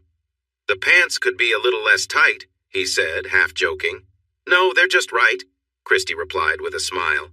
She joined him at the bottom of the stairs and gently patted his chest, admiring how he wore the jersey. "Listen, I have to go, but I'd love to visit this weekend. Saturday afternoon to Sunday afternoon?" He smiled back. "Sure, that sounds great." He thought it might be their last time together, so he planned to make her a nice meal and tidy up first. Christy leaned in for a quick kiss, and he lost himself in the moment. Raoul made a noise nearby, breaking the spell. Tyson pulled back to see Christy smiling at him before she turned to talk to Miranda. Moments later, Christy was laughing as she headed towards her car. As her white coupe left the driveway, Tyson noticed Miranda watching him with bright eyes. He sensed that his excitement from the kiss was noticeable. He closed his eyes, trying to calm himself. "I've got things to do, too. Are you staying here, sis?" Raoul asked, sounding a bit impatient. "Yes, I want to make sure Tyson's bicycle is ready. Maybe we can go for a ride?" she said, looking hopeful. He nodded, and her smile grew wider. "It was nice meeting you, Raoul," Tyson said, waving. The young man smiled and nodded back. "Yeah, nice meeting you too. Take care." Miranda and Tyson watched Raoul drive out of the gravel lot, then they walked over to the bicycles. "You don't have special cycling shoes yet, so they installed basic platform pedals, which will work with your regular shoes. You should think about getting cycling shoes soon. They help with better power transfer." She had him sit on the saddle while he leaned against the house. She raised the seat, adjusted it slightly, and tightened everything up. "When you get the new shoes and pedals, we can adjust the positioning again. For now, this is good." She glanced at him and he nodded, feeling comfortable. "Would you like to go for a ride now?" she asked. "Sure. I just need to lock up the house." Tyson went inside to get his wallet, keys, and phone. He found a pocket on the back of his jersey and tucked his things in there after locking the door. Putting on the helmet was much easier now that his hair was managed. He pulled on the gloves last and thought he looked pretty cool in his new outfit. As they walked their bikes over the gravel to the road, Tyson smiled nervously at Miranda. "I used to ride bikes all the time when I was a kid, and when I lived in Europe, everyone rode bikes. So I started again, but it's been years since I've ridden one. This feels a bit challenging. Why don't we just take it slow and get used to the gears and brakes as we ride east along the road?" she suggested. He nodded and swung his leg over the bike. It didn't take Tyson long to find his balance on the new bicycle. It rolled smoothly, and steering felt easy. Miranda gave him tips on using the gears best for the road and the slope. He figured out how to shift gears and, most importantly, how to use the brakes safely so he wouldn't tip forward. They continued east along the road by the lake, picking up speed until they were racing along. It all felt so natural. Christy had been right. Biking was very different from driving. It didn't trigger his past worries at all. He was enjoying himself. Before long, they reached the end of the road where the new road into town began. He noticed Miranda's eager look, took a deep breath, and nodded. She smiled widely and turned left, heading north. He followed close behind her. "Are we going to take the trail or stay on the road?" he asked. "Would you mind if we stayed on the road?" she asked, and he shook his head. "Either is fine with me," he replied. "Road, then." Seeing no traffic on the trail, they rode over a small bump and continued along the smooth road. The pavement rolled easily beneath them, and as they rode, they talked. Most of the conversation was her sharing stories about group rides she had been part of. She mentioned that she didn't ride competitively, but enjoyed the friendships from riding with others. She had tried joining a local cycling club, but found them to be rather exclusive. Miranda looked at him again with hope. "I'm hoping you'll come to love cycling enough that we could start a cycling group together." He laughed. "So far, so good. This is awesome." Her smile was bright. Tyson finally saw the small square object attached to her helmet. His helmet didn't have one. "What's that on your helmet?" "Oh, it's a video camera. I sometimes record my rides," she said. "Is it on now?" "No, I always ask before recording someone. I wasn't sure if you'd mind," she said shyly. "If you want to record, go ahead," he replied. She smiled widely. "This part is so flat and straight that I'll wait to record until we turn back. The original country road has much more to see." Tyson thought about that road and remembered the last time he was there. An uneasy feeling crept in as he thought about the return trip. He focused on riding and felt better. Cycling was so different from driving, which helped ease his worries. He looked forward to feeling the bike move along the rolling and winding road. Soon, Tyson noticed they were nearing the town. He felt a thrill knowing he was doing this without being heavily sedated like last time. His visit was for surgery, which had been tough. He looked around and noticed some new shops. The area had changed a lot, and things were different than he remembered. Sometimes change wasn't always a good thing. "Hey, an ice cream shop!" he exclaimed. Hearing his excitement, Miranda unclipped her pedals, slowed down, and got off her bike. She walked it over to the outdoor tables as Tyson hurried to catch up. "My treat," Tyson said with a smile. "What do you want?" "A single scoop of chocolate, thank you," she replied with a grin as she took a seat at one of the tables. They had the patio all to themselves. Excitedly, Tyson leaned his bike against a table and raced off to the shop. Miranda felt a flutter of joy. Tyson seemed to really enjoy the ride, which was a good sign for her idea of starting a cycling group. She would be happy even if it ended up just being the two of them. As she thought of being alone with Tyson, she recalled something Christy had mentioned. Did he really? A movement caught her eye. Blake Carlington was parking his car nearby. She noticed him checking to see if she was by herself, and she felt uneasy. She turned on her helmet camera just in case. "Where's Christy?" he asked sharply. Miranda didn't like Blake. He reminded her too much of someone who had made her uncomfortable in the past. "I don't know," she replied calmly. "My friend at the bike shop told me Christy spent a lot on a silver Cannondale racing bike, and here it is," he said, stepping out of his car. "This just shows what a liar you are. First, you talked about Vince, and now this." He reached out to touch the bike. "Don't, you can't touch that. Just like you can't touch Christy." She noticed Blake's anger grow as he stared at her. "Watch how you talk to me. Maybe I should teach you some respect." He moved closer, and she suddenly wished she could be more careful with her words. "Hey, step back right now!" Tyson's deep voice broke the tense moment, and Miranda felt a wave of relief wash over her. "Mind your own business, oh!" Blake growled, turning to see Tyson approach. He staggered back a few steps as he took in Tyson's strong frame. The ice cream cones in Tyson's large hands somehow made him seem even more intimidating. Knowing he was a math teacher and almost 60 made the scene oddly funny. She didn't laugh but smiled widely as she took the chocolate ice cream cone from him. As Blake processed what was happening, Miranda noticed his expression change. He glanced from Tyson to the expensive bike Christy had bought for him. "Who are you?" Blake asked again. "Tyson Kane." "Christy's new partner," Miranda chimed in happily. Tyson looked at her, signaling her to stop talking. He frowned at his melting ice cream and moved his tongue around it while she watched with interest. Blake looked at Tyson with clear dislike. "She left me for you?" "No, her reasons for ending it had nothing to do with me," Tyson replied firmly. Miranda snorted. "Christy looks much happier now than she ever did with Blake." Tyson turned to her, looking a bit annoyed. "You're not being helpful." Miranda's eyes went wide with fear as Blake jumped at Tyson, who was focused on her. Tyson's hand swung out, accidentally pushing Blake with his ice cream cone, getting it all over Blake's face. Blake stepped back, struggling to see. Tyson, wary, watched him as Blake swung his fists wildly, hitting a pole instead. The sound of something breaking made Miranda and Tyson wince. Blake stopped and cried out in pain. "That looks painful. I'll call for help," Tyson said, pulling out his phone. After he ended the call, he asked Miranda to grab some napkins from the shop. When she came back outside, a police car pulled up. She gave some napkins to Blake, who was sitting down with a hurting hand, and the rest to Tyson to clean himself up. Miranda switched off her helmet camera and moved the video onto her phone. 2 police officers walked over. "Did someone call for help?" Tyson started to explain when Blake interrupted, saying, "I was attacked." Miranda jumped up, and Tyson gently put a finger to her lips before speaking to the police. He showed them his ID. "I called for help. Mr. Carlington got upset about something Miss Moreno said regarding his past relationship. He decided to react physically."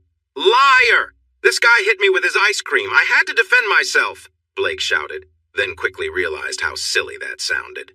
One officer looked at Tyson's ID and expressed surprise. "I wouldn't have recognized you. You look really different from 6 years ago." Tyson froze, taken aback.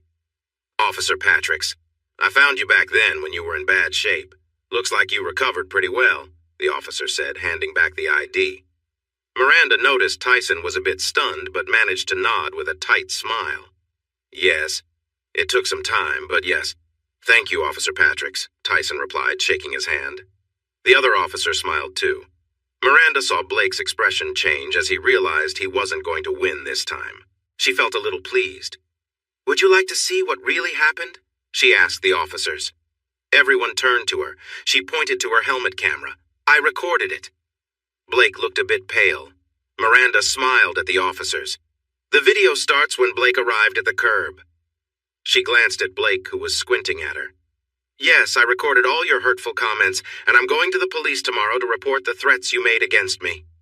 She loved seeing the worried look on his face. What a nice day. Tyson noticed how pleased Miranda looked. She really didn't like Blake. Are you going to make a report, Mr. Kane? Officer Patrick asked, bringing him back to the moment. He didn't have the energy to go through with it. No. I thought the ice cream in his face would be enough to cool him down. His hitting the light post is justice enough for me. I hope he learned something from this, Tyson replied with a sigh. He saw Miranda give Officer Patrick's partner the memory card from the camera, and in return, she inserted a spare card into the camera. After saying goodbye, Tyson watched as the police led Blake to the ambulance that had just arrived. He went into the ice cream shop to wash his hands. When he returned, he looked at Miranda. Are you ready to keep going? She nodded, looking happy. The ride through downtown opened Tyson's eyes. Everything seemed new. The streetlights were bright and the roads were freshly paved. Many buildings looked nice again. The area had changed for the better. Since this was the area that would have been harmed if the two students had succeeded in their plans, he wondered why the town council had decided to improve and refresh the old business district. Perhaps the media attention made them act. The funds likely could have gone into their pockets instead, so this outcome felt even better. He was glad to see life returning here, with young people and university students enjoying the unique shops and trendy coffee houses. As they got closer to the university, Tyson realized that the distance from his home to these buildings wasn't long or hard to travel. A thought crossed his mind about visiting George. He slowed down, and Miranda raised her eyebrow in curiosity. Do you think it's okay if I just stop by to say hello to George? He asked. She smiled brightly. That sounds like a great idea. Which building? 6 years ago, the math department was in the Clement Hall building, he answered, unsure. It's still there. She rode across the campus and stopped at the bench outside the building. Miranda gestured for him to lay his bike down on the grass beside hers. I'll keep an eye on the bikes. Take all the time you need, she said, pulling her phone from her pocket. He placed his helmet on the bike and walked up the steps to the double doors of the building. At the top, he paused and looked at himself. Dressed in cycling gear wasn't the best way to enter his old workplace. He took a deep breath and sighed. He was retired and didn't have to impress anyone anymore.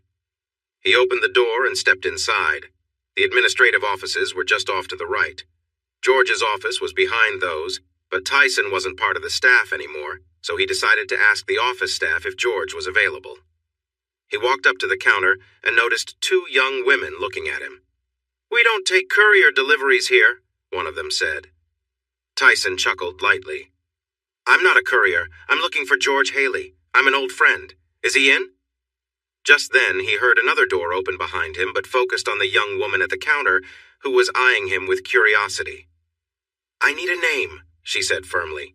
Tyson Kane. Over to his right, he heard a squeak, and some books fell with a thud. He turned to see an older woman staring at him in surprise. She was quite short, wearing sensible shoes and a simple tan blouse under a brown sweater with a brown skirt. Still slim and gray-haired, she had striking green eyes. Suddenly, he remembered her name, Gail Sampson. She had been George's personal secretary for years. Tyson, she said, her voice shaky. He smiled. Hello, Gail. Oh my gosh! Tyson! She exclaimed as she rushed over to hug him. Startled, he looked down at her before wrapping his arms around her, too. He noticed the 2 young women at the desk watching them, looking surprised. Gail pulled back to smile up at him. You found a way to come back to the university? He glanced at the 2 women listening in, then smiled down at Gail. Yes, well, it wasn't just me. A student named Miranda Moreno suggested I try biking instead of driving. It worked. Here I am. He looked around. I'm still amazed that I'm here. You have to see George, Gail said eagerly. He nodded. Is he in his office? I would like to say hello. No, he's in a class. Come with me, she insisted. Tyson hesitated. I don't want to disturb him or his class. Gail's green eyes met his as she pushed the office door open. George would never forgive me if I didn't take you to see him right away. She led him up the stairs at the end of the hall to the 3rd floor. The door for the 3rd classroom on the right was closed, and Tyson tried to stop Gail, but she just made a small sound of determination. She knocked lightly on the door twice and then opened it. George Haley stood at the front of the class, his face showing signs of frustration. His wild white hair looked as if he'd been pulling at it. He turned his head toward the door and froze when he recognized who was there, dropping his math book to the floor with a loud thud. Gale gently urged Tyson forward, and he stepped into the room, feeling the gaze of the 18 students shift toward him. "You're here!" George exclaimed, a mix of surprise and joy in his voice. "How?" George gasped. "A student named Miranda Moreno suggested that if I couldn't travel by car, maybe I could try using a bicycle." He gestured around the classroom. "It seems I can," he said humbly. "Can't travel in a car? That's lame," a student said. "Mr. Phillips, you're close to failing my class. You need to apologize for your lack of empathy or leave my classroom," George said, his gaze piercing into the surprised young man. "George, it's okay. Being young and a bit foolish isn't a crime, and it's not the end of the world. There's always hope," Tyson said as he moved closer to his friend. "Apologize," George said in a low voice. "I'm sorry," Mr. Phillips replied quickly. Tyson noticed that his friend seemed to be calming down. "I'm sorry. I didn't come here to disrupt your class. I made it into town today, and I thought I would visit since you came to see me so often," Tyson explained. "That's wonderful, and I thank you for sharing this moment with me." He stepped forward and took Tyson's hands. "Mr. Haley, can you introduce us to your friend?" said a young woman with a pixie haircut seated in the front row. Tyson felt her curious gaze on him. George let go of Tyson's hands and smiled at the woman under his thick mustache. "Of course, Miss DeWitt." He placed a hand on Tyson's back and turned him toward the students. "This is my good friend, Tyson Kane." Some students looked surprised. They seemed to remember events from 6 years ago. Miss DeWitt appeared to be among them. "The same Tyson Kane who—" "Yes, but more importantly, he's Tyson Kane, the math genius." Tyson smiled at his friend's enthusiasm but shook his head modestly. Noticing the uncertainty on the faces of the students, George glanced at the clock. "Okay, class, there are 20 minutes left. How many of you are still confused about this chapter?" All hands went up and the professor frowned, looking at Tyson for help. "I've messed up. Can you assist them?" Tyson leaned back slightly, surveying the curious faces. He didn't realize he was moving to the front of the class until George handed him the textbook he had dropped earlier. He looked at the page and saw what they were studying. To understand their struggles, he began asking the students one by one where they were having trouble. After gathering enough information, he asked everyone to stand, stretch their arms out in front of them, and shake their hands while making silly sounds to clear their minds. He showed them the gesture, and after the initial laughter, he got 16 out of 18 students to join in. Mr. Phillips and the boy beside him didn't participate, so he turned to them. "Mr. Phillips and—" he asked, looking at the embarrassed man. "Mr. Kent," the young man quietly replied. Tyson nodded. "Mr. Phillips and Mr. Kent, you need to clear your mind. It doesn't matter how you do it, just make it different from what you've done before. How about this?" He suddenly struck a playful pose, making a funny face. The class burst into laughter. Mr. Kent joined in and copied him perfectly, so Tyson clapped. Mr. Phillips made a half-hearted attempt, and Tyson just gave him a nod. "Awesome. Now that we're all feeling fresh, let me share a little story," Tyson said cheerfully. 12 minutes later, the students were leaving the room, chatting happily, and Tyson leaned back on the desk, feeling a warmth inside that he thought he had lost. Miss DeWitt stopped in front of him. "Thank you for coming today. We all feel better now that we understand. If you'd like to visit more often, we would love that. I would love to see you." She gave him a friendly smile as she joined the others outside.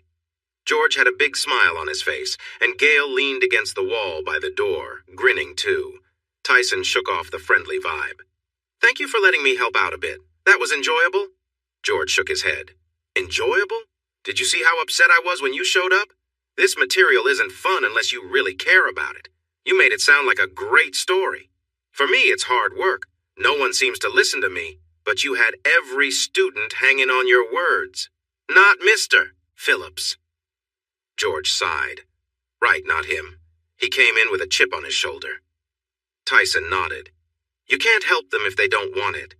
He looked at George and Gale. "I missed you two." Gale stepped closer. We missed you too. The students missed you as well. They've been listening to George for too long. They need you back. Tyson looked surprised. Just helped George this one time. I'm retired. You did me a great favor and I really appreciate it, George said, giving him a friendly pat on the arm.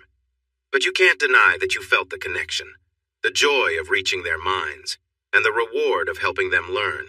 You are a teacher. Math is your passion. Teaching comes naturally to you. The students left your lesson more excited than they ever have from mine. I love physics, but I'm stuck teaching math classes.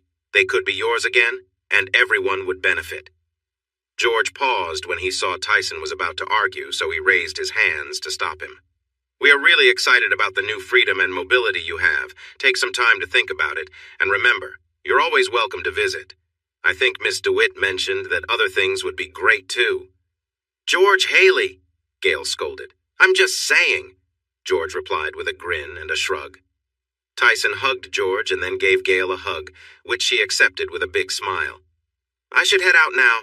I left Miranda waiting outside with the bikes. Oh, we should go with you so we can thank her personally, George said excitedly, and Gail agreed with a nod. Tyson led his friends downstairs and out the front doors to where Miranda stood waiting. Gail moved forward and gave the surprised girl a hug, followed closely by George. Thank you so much for helping Tyson get out of his isolation, George said warmly. Oh, it wasn't anything special, and I had my reasons too. I was hoping he'd enjoy cycling enough to join me, she admitted. Gail patted her hand. It was your idea to find a different way for him to get to town. None of us thought of that, and George has been visiting him for years. She gave George a teasing look, and he just shrugged. George watched as Tyson put on his helmet and looked at the bicycle. His eyebrows raised. That's a beautiful bike. How much does something like this cost? Tyson blinked and looked at Miranda, who seemed a bit uncomfortable. How much did Christy spend on the bicycle? He asked. She looked up at him. 6,000, she said quietly. What? Tyson gasped. Miranda bit her lip and glanced at him nervously. Tyson frowned. I need to talk to her about this. George placed a hand on Tyson's arm. The price is small compared to the value of your freedom. Tyson looked at his friend for a moment and then nodded slowly. We should go. It was great to see you both again. I'll come back for more visits. Remember what we said too, Gail mentioned, and he nodded to her.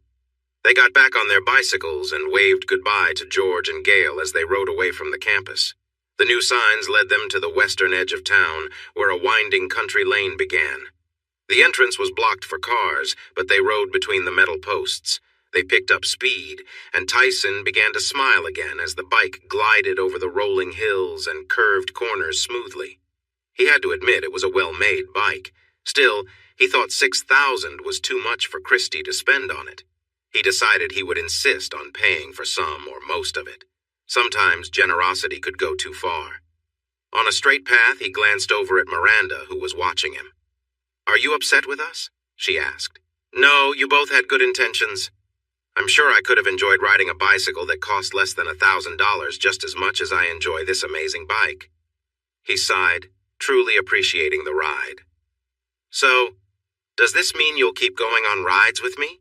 Miranda asked. He smiled as he noticed the road rising ahead. Yes, I would love to go on more rides with you. This is fantastic.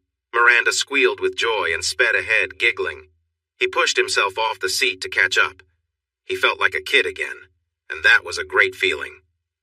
Devin Wilson walked through the hospital's emergency room feeling down. Not long ago, he brightened up any room he entered, and the nurses looked forward to seeing him. Now they seemed to avoid him. He couldn't blame them. He knew he was short-tempered these days. 2 police officers waited with a young man who looked confident. Devin didn't entirely relate, but he understood what it was like to grow up in a wealthy family. His parents had money, and he never struggled. He attended the best private schools and went to a top medical college. He was a member of prestigious sports clubs and interacted with rich and influential people. His marriage to Cecily had been more about politics than love, and it ended poorly. After their divorce, he promised himself he would stay away from marriage. Still, for one special woman, he would have happily reconsidered. But that was not meant to be. With a sigh, He picked up the patient's chart and approached them. A quick glance at the clipboard and the way the young man held his right hand told him everything he needed to know. He had likely been sent for X-rays when he first arrived. He would check the results on the terminal after speaking to the patient. The three men turned to him as he arrived. "Hello, Mr. Carlington. I see you've hurt your right hand. How did that happen?" "I punched something hard," was the short answer. "Something or someone? The police are here, which usually means another person is involved," Devin replied. "I was trying to hit someone to defend myself, and I hit a light post instead," Blake murmured. Devin looked at the officers. "Was the other person hurt at all?" "No, Mr. Kane managed to dodge the punch. Mr. Carlington was lucky the other guy didn't retaliate. He's built like a tank," the officer said. Devin felt his head start to spin. "Did you say Tyson Kane?" The officer nodded. "I had heard he was seriously hurt and confined to his home because of personal issues," Devin said in shock. The officer laughed. "I don't know about that, but he certainly didn't look injured to me. He was riding bikes with a pretty girl and seemed really happy. Hey!" Devin quickly walked away from them and dropped the patient file at the nurse's station as a sharp pain hit his head. Kane was cycling with someone inappropriate? No way. He left the building, got into his Porsche Carrera, and sped out of the parking lot. He drove through town and onto the new road heading south toward the lake. He was able to push the car on the open, smooth road, and the view rushed past. When he turned onto the lakefront road, he had to swerve to avoid a young woman on a bicycle. It might have been the girl with Kane. He gestured angrily out the window and sped off. He knew exactly where Tyson lived. He had been there once before. Devin pulled into the gravel driveway and got out of his car. He walked up to the door, his mind racing. He wasn't sure what he would say or do, but he needed to see for himself if what the police said was true. He knocked hard on the door and it swung open. He stood there, staring at the man who looked back at him. Tyson didn't seem hurt or weak. He looked like he was in better shape than Devin. "Wilson, what's going on?" Tyson was caught off guard as Devin hit him with all his strength, sending him back into the living room. He struck him again and again, using every move he knew that could inflict pain. He wanted Kane to suffer. When Devin regained his focus, he stood over Tyson, breathing heavily, and his hands ached. Kane's body was solid, with no extra weight. Devin had hurt his own fingers from hitting Tyson's tough body, something he had never done to anyone else before this moment. He looked down at the shocked man on the floor, wondering how he had survived the accident that took Imani from him. "Why are you still alive?" Devin demanded. Tyson blinked up at him. "You hurt me. You didn't kill me." "No, why didn't the train take you too?" Devin shouted, his frustration evident. Tyson winced as pain shot through him. "I don't know. Sometimes. I wish it had." Devin hit Tyson again and pulled his hand back as it stung. Tyson looked up again. "Not very smart for a doctor to hurt his hands like this." Devin scowled down at him.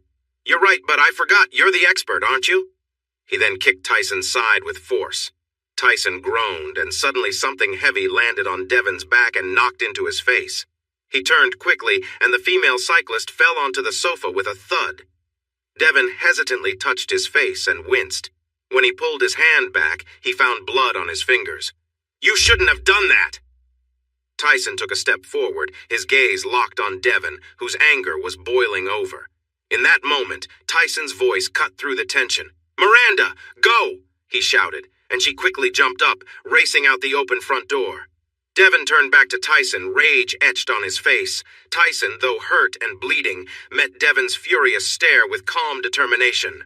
"She told me," Tyson said quietly, his words striking Devin like a blow. Devin froze, taken aback. "She told you? Told you what? Did she tell you we were together?" Devin's voice shook as he spoke, his emotions close to the surface. Tyson held his gaze, unflinching and silent, his eyes full of quiet disappointment. "I loved her!" Devin suddenly shouted, his voice breaking with anger. "I would have been a better husband than you! You didn't treat her the way she deserved!" Tyson's voice was pained. "You loved her!" Devin sneered. "If you loved her so much, you should have shown it. Maybe then she wouldn't have turned to me." The hurt in Tyson's expression was undeniable, and it dawned on Devin that Tyson truly hadn't known. Devin let out a bitter laugh. finding some satisfaction in Tyson's pain. "Fine. You didn't know? Well, now you do," Devon said, a cruel edge to his voice. "The first time was at a convention. We went out for drinks, and I knew then I was taken with her. We spent time together, and I thought she'd see I cared about her." Tyson's face showed anguish, and Devon seemed to feed off it, his words spilling out with a dark sense of purpose. "Every time we met, I felt something stronger for her. I wanted her to be with me completely. I came here ready to ask her to leave you. I wanted her to choose me and let me take care of her. But do you know what she said? She said she loved you. Can you believe that? After everything, she still loved you." Devon's face twisted with frustration. "I thought if we could be together, she'd finally see that we belonged together, but instead she pushed me away, told me to leave." His voice softened, filled with a bitter sadness. "I just wanted her to see I loved her." The room fell silent as the weight of his words settled. Tyson's heart ached, torn by grief and betrayal. "That night you went to the party." Devon moved toward Tyson to strike again, but Tyson reacted first, his fist connecting solidly with Devon's face. Devon staggered, stunned as the pain shot through him. He barely registered Tyson, who, fueled by anger, managed to land another punch before exhaustion overtook him. Devon felt his strength give way, collapsing to the floor. Tyson, drained, rocked on his knees. As the scene blurred around him, flashing red and blue lights appeared outside the door. With his last bit of energy spent, Tyson slumped down and drifted into unconsciousness. Tyson woke in a hospital bed, the room dimly lit. For a moment he wondered if he was back from an earlier accident, memories tangled in his mind. But while he felt pain, it wasn't as severe as before. The real ache was in his heart, a deep wound left by Devon's bitter revelations. Each breath felt like it cut deeper. "I'm so sorry," a soft voice whispered. Tyson's eyes opened, feeling the weight of past grief and pain. He closed his eyes again, trying to shut it all out. "Please, just leave," he murmured. "I can't." "Why?" His voice trembled with frustration and sorrow. He needed answers he knew he'd never get. At that moment, a nurse entered the room, her face kind but concerned. "Mr. Kane, are you awake?" Tyson realized his face was wet with tears. He reached clumsily for a tissue, but the nurse handed him one with a gentle smile. After he wiped his face, he managed a weak smile back. "Thank you. Sorry about the yelling." She nodded understandingly. "It's all right. You've had a tough day." Tyson gave a small, weary chuckle. "It wasn't all bad. I got back on my bike. I saw friends at the university, but yeah, the ending wasn't great." He shifted on the bed, grimacing. "I didn't break anything, did I?" The nurse shook her head. "No, just some bruises. They're keeping you here for observation since you were unconscious when you arrived." She hesitated before adding, "Dr. Wilson, though, has a few broken bones in his hands, a fractured eye socket, and his nose will need some serious work. He'll be feeling this for a while." Tyson's expression darkened. "Wilson hurt my wife," he said, his voice low and strained. The nurse's eyes widened in shock, absorbing the weight of his words. "How do you know?" His face was serious. He was bragging. He didn't realize that didn't make her care for him. Tyson felt a soft tissue on his cheek. Was he crying again? He reached up to dry his eyes, but the tears kept coming, and he couldn't stop them. The nurse stayed with him until he fell asleep again. The next morning, Tyson was in a wheelchair at the hospital's exit, arguing with the staff, who said he needed a ride home. He insisted he couldn't do that. He was getting more upset until Miranda came up beside him. He looked at her and felt relieved. "It's okay, we have him now," she told the office worker, pointing outside. Raoul was visible in his pickup truck. The clerk nodded and walked away. Tyson looked at Miranda with worry. "I can't." She patted his shoulder. "I understand. How much pain are you in?" He blinked at her. "I'm sore, but I can walk." "If you can walk, you can ride your bike," she said and led him outside. Raoul was taking Tyson's bike out of the back of the truck. Tyson smiled at Miranda thankfully, and she returned a bright smile. Then he was confused. "How did you get my bike from my house?" "After the ambulances took you and Wilson away, I used your keys from the counter to lock up your house." Raoul picked me up and brought me to the hospital, but they wouldn't let me see you. This morning, I called to find out when you'd be leaving.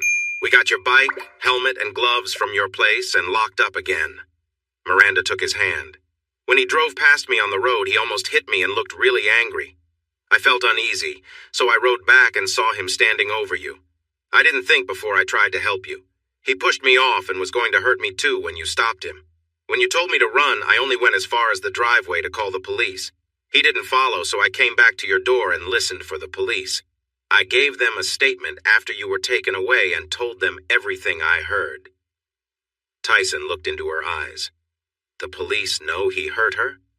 Miranda nodded, and after a moment Tyson made a stiff nod. He put on his gloves and helmet as Raoul got Miranda's bike from the truck too. Raoul waved to them and drove away. Tyson carefully got on his bike and took some deep breaths to calm his shaking muscles. Other than some bruises, he felt fine. He followed Miranda out of the driveway and across town to the path leading to the lake. He loved this familiar road and was thankful they could ride slowly without worrying about cars. Miranda was content to ride in silence with him. Before long, they reached the lakefront road and stopped at his driveway. "Thank you so much for bringing my bike to the hospital," he said. "I wasn't happy about the long walk home." He held out his hand for his keys. "My bag is inside," she said. "Your bag?" he asked. "I talked to Christy and told her everything that happened. We both think you shouldn't be alone tonight. Since she is out of town, I'm going to stay with you." Tyson frowned. "I've been on my own for 6 years. I don't need. You know things are different now. I wish I could have been there with you last night. You shouldn't have had to hear that news alone," Miranda said softly. Tyson took a deep breath, feeling tight in his chest. She noticed and placed her hand on his arm as she walked her bike to the front door. Taking out the keys, she let herself inside. She leaned her bike against the wall as Tyson did the same. "You don't have a garage? Is this where you'll keep your bike?" she asked. Still a bit irritated by Christy and Miranda, Tyson just nodded. "For now." He walked to his bedroom and grabbed a pair of shorts and a t-shirt.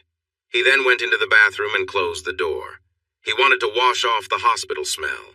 The water felt sharp against his bruises and he winced. But he pushed through and cleaned his hair and body.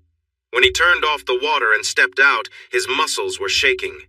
He leaned against the counter, trying to catch his breath. After everything from the night before and his rough ride home, his body was exhausted. He tried to put on his shorts but dropped them instead. "Oh no!" The bathroom door opened and Miranda looked in with concern. "Haven't you ever heard of knocking?" he said, his voice shaky. "You were groaning through your shower and I can see you might fall over. Come on, you've had enough for today. Plus, I've seen you without clothes," she said firmly. She moved closer, wrapped her arm around his back, and helped him put his arm over her shoulder. Miranda guided him out of the bathroom and to his bed. "You look so tired. You need to rest." Tyson wanted to argue, but realized she was right. "Do you want something for the pain?" she asked, as she pulled down the sheets. "No, I'm tired of feeling out of it," he mumbled as fatigue took over. He got under the covers slowly, feeling every bruise, then sighed as he laid his head on the pillow. His eyes were already closing when he felt a gentle kiss on his forehead. He slowly opened his eyes enough to see the blushing face of the brunette beside him, before drifting back to sleep. She woke him up later to share some dinner, soup and bread. Then he fell asleep again. When he woke up again, the house was dark, and he felt warmth in the bed next to him. He saw dark hair spread across the pillow and Miranda's peaceful face as she slept. He carefully got out of bed, trying not to groan at his sore muscles.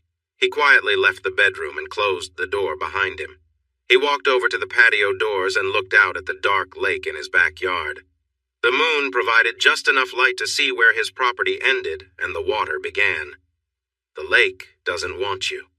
He sighed, knowing this thought would bring back memories of her. He had questions but knew he would only hear answers he already knew. Still, he felt the need to express them. Glancing to his right, he saw Imani standing beside him in her nightwear. She looked beautiful, yet sad. He turned his gaze back to the lake, not wanting to see her sorrow because he was the one hurting. "It seems you didn't need me either," he said softly. I always needed you, Imani replied gently. But I wasn't enough. I was greedy. Tyson raised his eyebrows in surprise at her response. Thinking back to Imani's behavior at the hospital parties, he realized she enjoyed the attention from the men she worked with, which made him think she could be seen as greedy. And I wasn't attractive enough for you. You wanted that too. You wanted to be with him, he said with difficulty. I love you, she whispered. Yet you were with him. Something you never wanted to do with me, he said sharply. An idea struck him. Is that why you didn't do it with me? Yes, she admitted quietly, her shame clear in her voice. He shook his head in disbelief. He couldn't be sure if she felt ashamed or just regretted getting caught since she had never confessed to anything herself. He recalled her words from that night in the car, filled with anger as she accused him of being unfaithful. Hypocrite, he snapped. I'm sorry. I was afraid. Once again he was caught off guard. Afraid? Where did that come from? That's nonsense. He refused to let his mind create false stories. You were so focused on your work that I felt left out. I couldn't be a part of that part of your life. He knew she had felt a bit intimidated by his job, but he had told her he didn't expect her to pretend to be interested in math just for him. They each had their own strengths. Tyson remembered their marriage and thought about his own behavior. Had he been neglectful? He recalled the stolen kisses and hugs in the morning as she hurried to get ready, the laughter, and how she would push him away sometimes. He hadn't done that every morning, and maybe it happened less in the last year of their marriage. But she had never mentioned feeling neglected or unhappy. He shook his head. This didn't explain her choices. He felt like he was just grasping at straws. That's not an excuse for what you did, he stated firmly. I know, she sighed, sounding very sorry. He rubbed his eyes, trying to clear his mind. It wasn't right to think about her feelings in a way that wasn't real. He wouldn't deceive himself. I want you to leave, he said, looking over at Imani, but Miranda was there instead. Oh, he exclaimed. Can I wait until morning? She asked quietly. Morning? Oh, I wasn't talking to you. You can stay, he quickly added. Miranda frowned, confused. Who were you talking to? He sighed, not wanting to pull anyone else into his confusing thoughts. My wife, or rather, the image of her that sometimes appears in my mind for strange talks like this. Miranda's eyes widened as she surveyed the room. You see her now? No, she's gone. I mean, the moment has passed. I don't believe in ghosts, he insisted. Miranda shivered and made a gesture for protection. My mom saw her mom for a few months after she passed. She gave my mom good advice. She sometimes comes back, just for my mom. She locked eyes with him. We believe. He felt tired again, wanting to avoid arguing with her. I'm going back to bed. Miranda took his hand and followed him to the bedroom. They both slipped under the covers and settled in. She turned away from him but reached back, pulling him closer. It took him by surprise. He tried to move away, but she held on tightly. He felt her lips brush against his palm as she held his hand to her face. She gave soft kisses on his fingertips. This made him feel a rush of emotions. He felt a mix of confusion and need. He wanted to stop what was happening, knowing she was much younger than him. Plus, his body was still sore from earlier, making him hesitant. When she adjusted so that he was pressed against her, he wanted to protest. But before he could say anything, she moved closer, and everything changed. Tyson! She exclaimed. She sighed. This feels so good. He couldn't help but agree. It was almost too much to take in. She was close to him, and the way their bodies connected felt incredible, making him want even more. In a quick motion, he turned her onto her stomach. From this position above her, he could feel a different kind of connection that was equally exciting.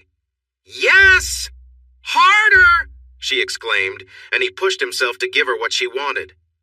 Even though his muscles were tired, his need for her was too strong. The room was filled with the sounds of their movements. I'm coming, she said with a thrill in her voice. He quickened his movements, knowing he had to keep going despite his fatigue. As their pace increased, her sounds became more intense.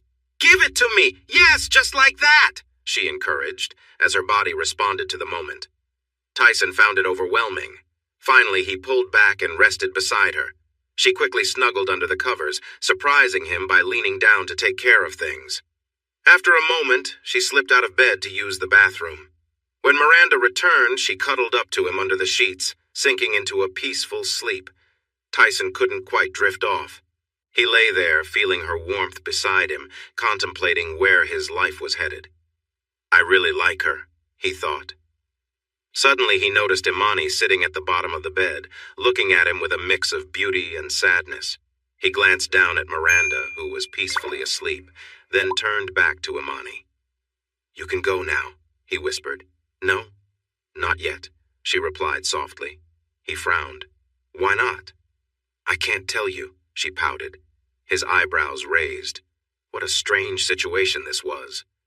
Soon? He asked hopefully. She smiled and gave a small nod. Then in the blink of an eye, she was gone. Feeling strangely reassured by her words, Tyson began to relax and he started looking forward to the day ahead. There was so much potential. With his heart racing and lungs taking in deep breaths, Tyson grinned at the beautiful girl whose face lit up in the morning sun. Wow, you're really outdoing yourself, Miranda joked as they rode their bikes toward the university.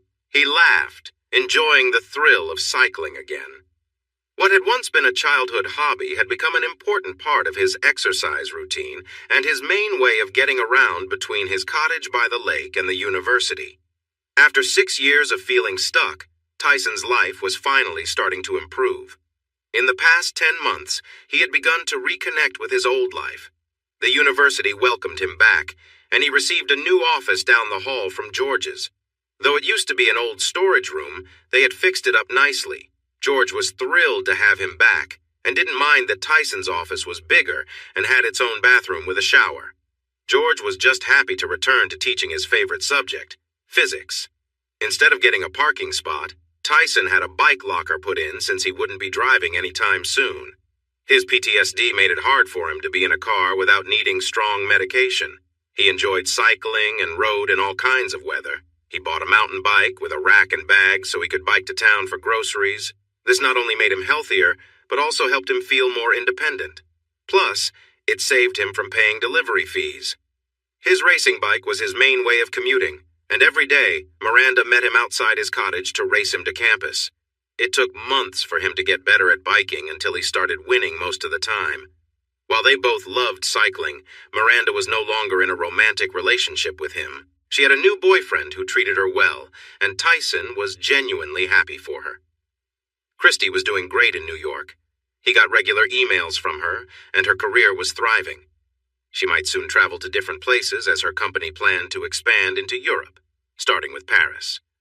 Christy was really excited about that. During her last visit, she mentioned that she had started dating someone new.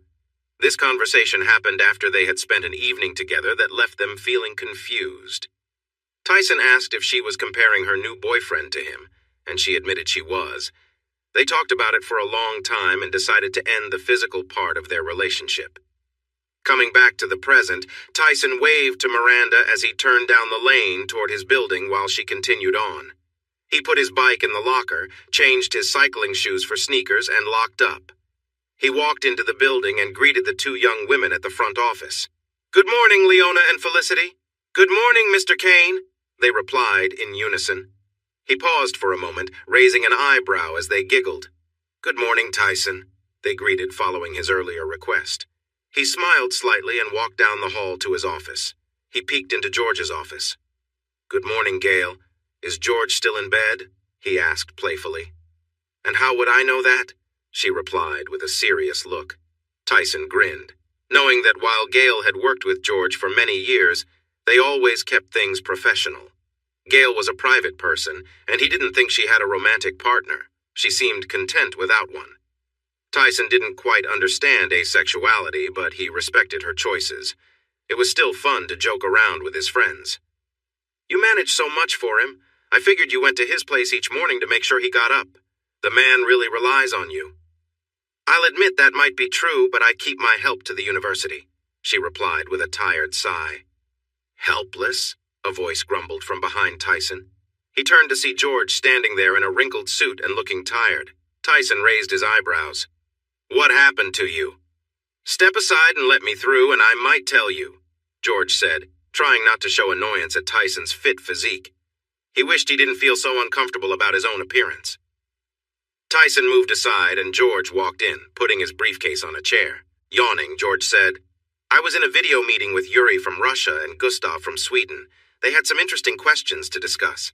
We were up all night." "Not very responsible of you," Gail said, shaking her head. He rubbed his face tiredly. "I know, but it was exciting." A bit of life returned to his eyes. "Get some rest. I'll cancel your first class," Gail said wearily. "See? Helpless." Tyson laughed as he walked to his office, hearing Gail chuckle and George sigh. Tyson unlocked his office door and closed it behind him. He walked over to the wardrobe he had set up in his office. It held a week's worth of clothes. He often rode his bike to the university on weekends to fill it with fresh clothes and take home the dirty ones.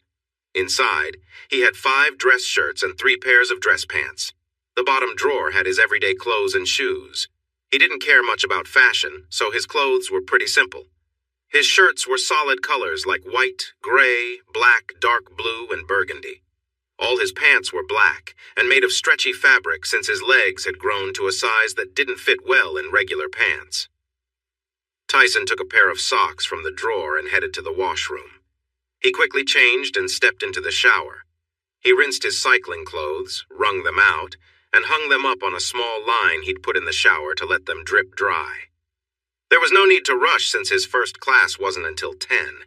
Still, he quickly washed himself, rinsed off, and got out of the shower. He dried off rapidly, and after putting on his underwear, he let out a sigh of relief. Lately, he had unexpected visitors during his morning showers. Twice that week and twice the week before, Leona and Felicity had taken turns surprising him.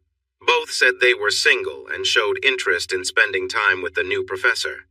He should have politely declined them the first time, but since they weren't in his classes and promised to keep things quiet, he let it slide. Leona liked to be adventurous and had specific requests when it came to fun. She was always enthusiastic and had a vibrant personality, embracing her femininity while wanting to enjoy some excitement. Felicity had a darker style, often wearing black clothes and looking quite different. She also showed a strong interest in being submissive and wanted him to take charge in their time together. She often wore her hair in a ponytail for that reason, wanting him to pull it during their encounters. Today, it seemed like he would have the morning to himself. He smiled to himself, unsure if he felt disappointed or relieved. After putting on some deodorant, he stepped out of the bathroom. He stopped in his tracks when he saw a stout, dark-haired woman sitting on the couch beside his closed door. She was wearing old-fashioned, black-rimmed glasses sitting on her nose, a tweed jacket over a black t-shirt, jeans with tears, and black boots. She was also holding her phone, looking at something. When she noticed him, she turned the phone towards him and touched the screen. Did you just take a picture of me?" he asked quietly, feeling uneasy. She looked just as surprised as he was, and her eyes finally met his. "Tyson? Kane?" He nodded, trying to remember if she was a faculty member or a student. Then he frowned, realizing she hadn't answered his question. "I'm Sydney Calabra from the New Yorker magazine. I had an appointment to interview Professor Kane," she said, a bit uncertain. "Yes, that's me, but I don't know anything about an interview. No one told me about it," he replied, feeling annoyed. The woman nodded and then smiled. "I must say, you look nothing like the pictures we found from the original story." He sighed. "The original story was about the train accident?" he asked tiredly. She nodded, her smile widening. Tyson wondered what that smile meant. "Who set up the story?" he asked. "It was the dean's office that called my editor. Dean McNally is a friend of my boss," she replied. Tyson frowned. This made sense now. He remembered McNally talking about getting back the costs of bringing him back and fixing the office. Tyson had thought that meant he'd be speaking at a conference, not having a direct meeting with a reporter. He turned to the cupboard and picked up a pair of pants, putting them on while keeping his back to her. "I have a class at 10. We should finish the interview part before then. You don't mind if I record it?" she said, smiling confidently. She tapped on her phone a few more times. Tyson shook his head as he reached for his white shirt, then stopped. He turned to her. "Interview part? Dean McNally suggested I watch you in the classroom because he thinks your teaching style is different but very effective. I'm excited to see you teach," she explained. Tyson snorted. "Exciting? I'm a math teacher, not a sports coach. Sydney laughed. But you don't look like any math teacher I've known. You look like someone who takes fitness seriously. He sighed and grabbed his black shirt. His students seemed to like this color on him. He thought about how hard he had worked to get into shape since the accident. He noticed her taking another picture and frowned. I've been focusing on exercise since the accident. It took time to recover. Then I just kept at it. Can you share what exercises you did to get fit? She asked. Tyson sat down and slipped on his socks. Since he couldn't avoid this, he just nodded. And so, the interview began. That's right, Miss DeWitt. Does anyone have questions about how she found the answer? Tyson looked from the petite brunette to the faces of the 23 students in the tiered classroom.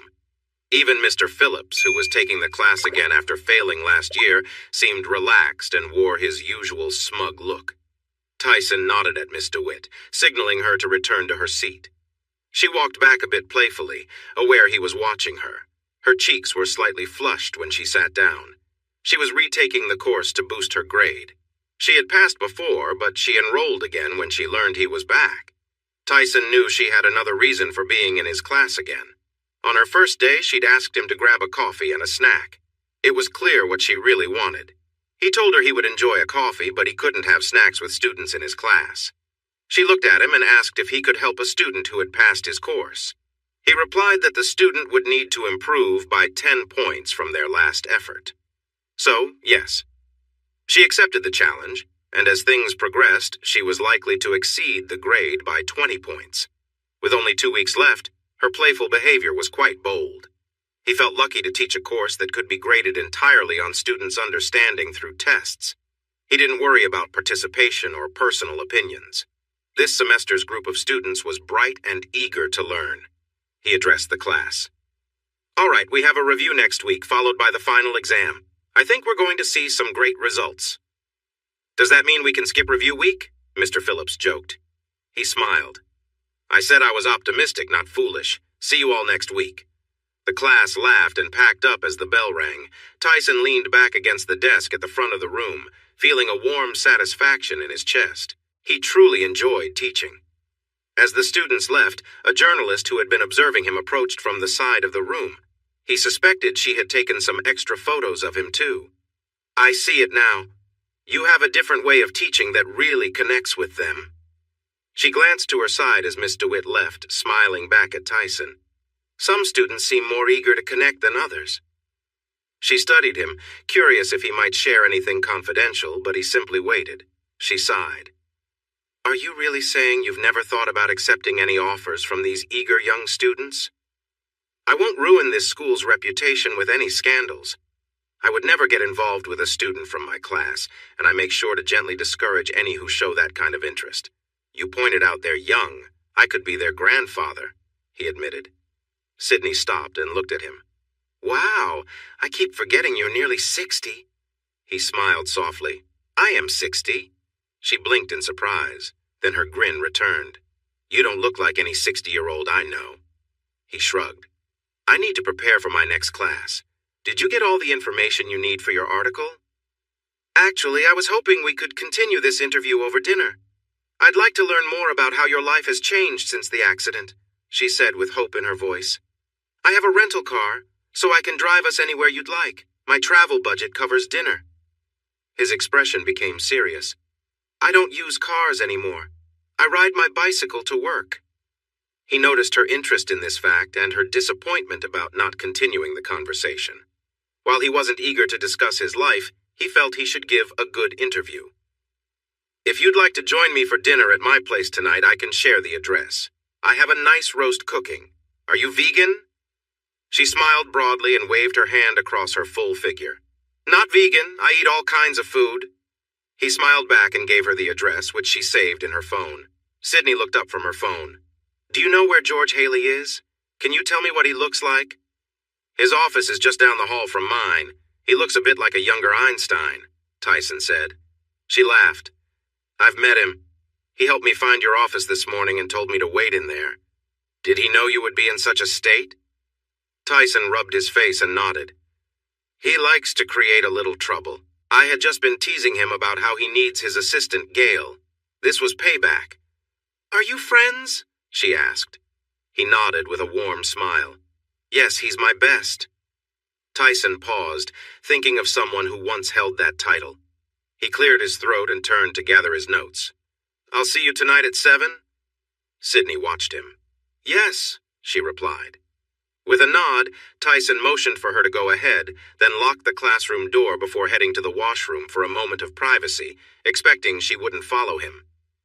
George looked up when he heard a knock. The journalist he met earlier was standing there, smiling. He smiled back. "Nice trick you played on Tyson this morning," she said. George chuckled. "Glad I could help." She grinned, showing she held no resentment. She stepped inside and sat down in front of his desk. "It might have made things a bit awkward, but it gave me a great angle for my story. My editor will be happy, so thank you." George nodded again with a smile. "Who is Tyson Kane's best friend?" she asked directly.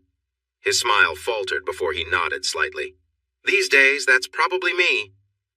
"So it used to be his wife?" she asked. He nodded, raising one eyebrow. He sighed. "His best friend once was a woman named Ashley Collins. They grew up next to each other and were very close until he went to Europe for school.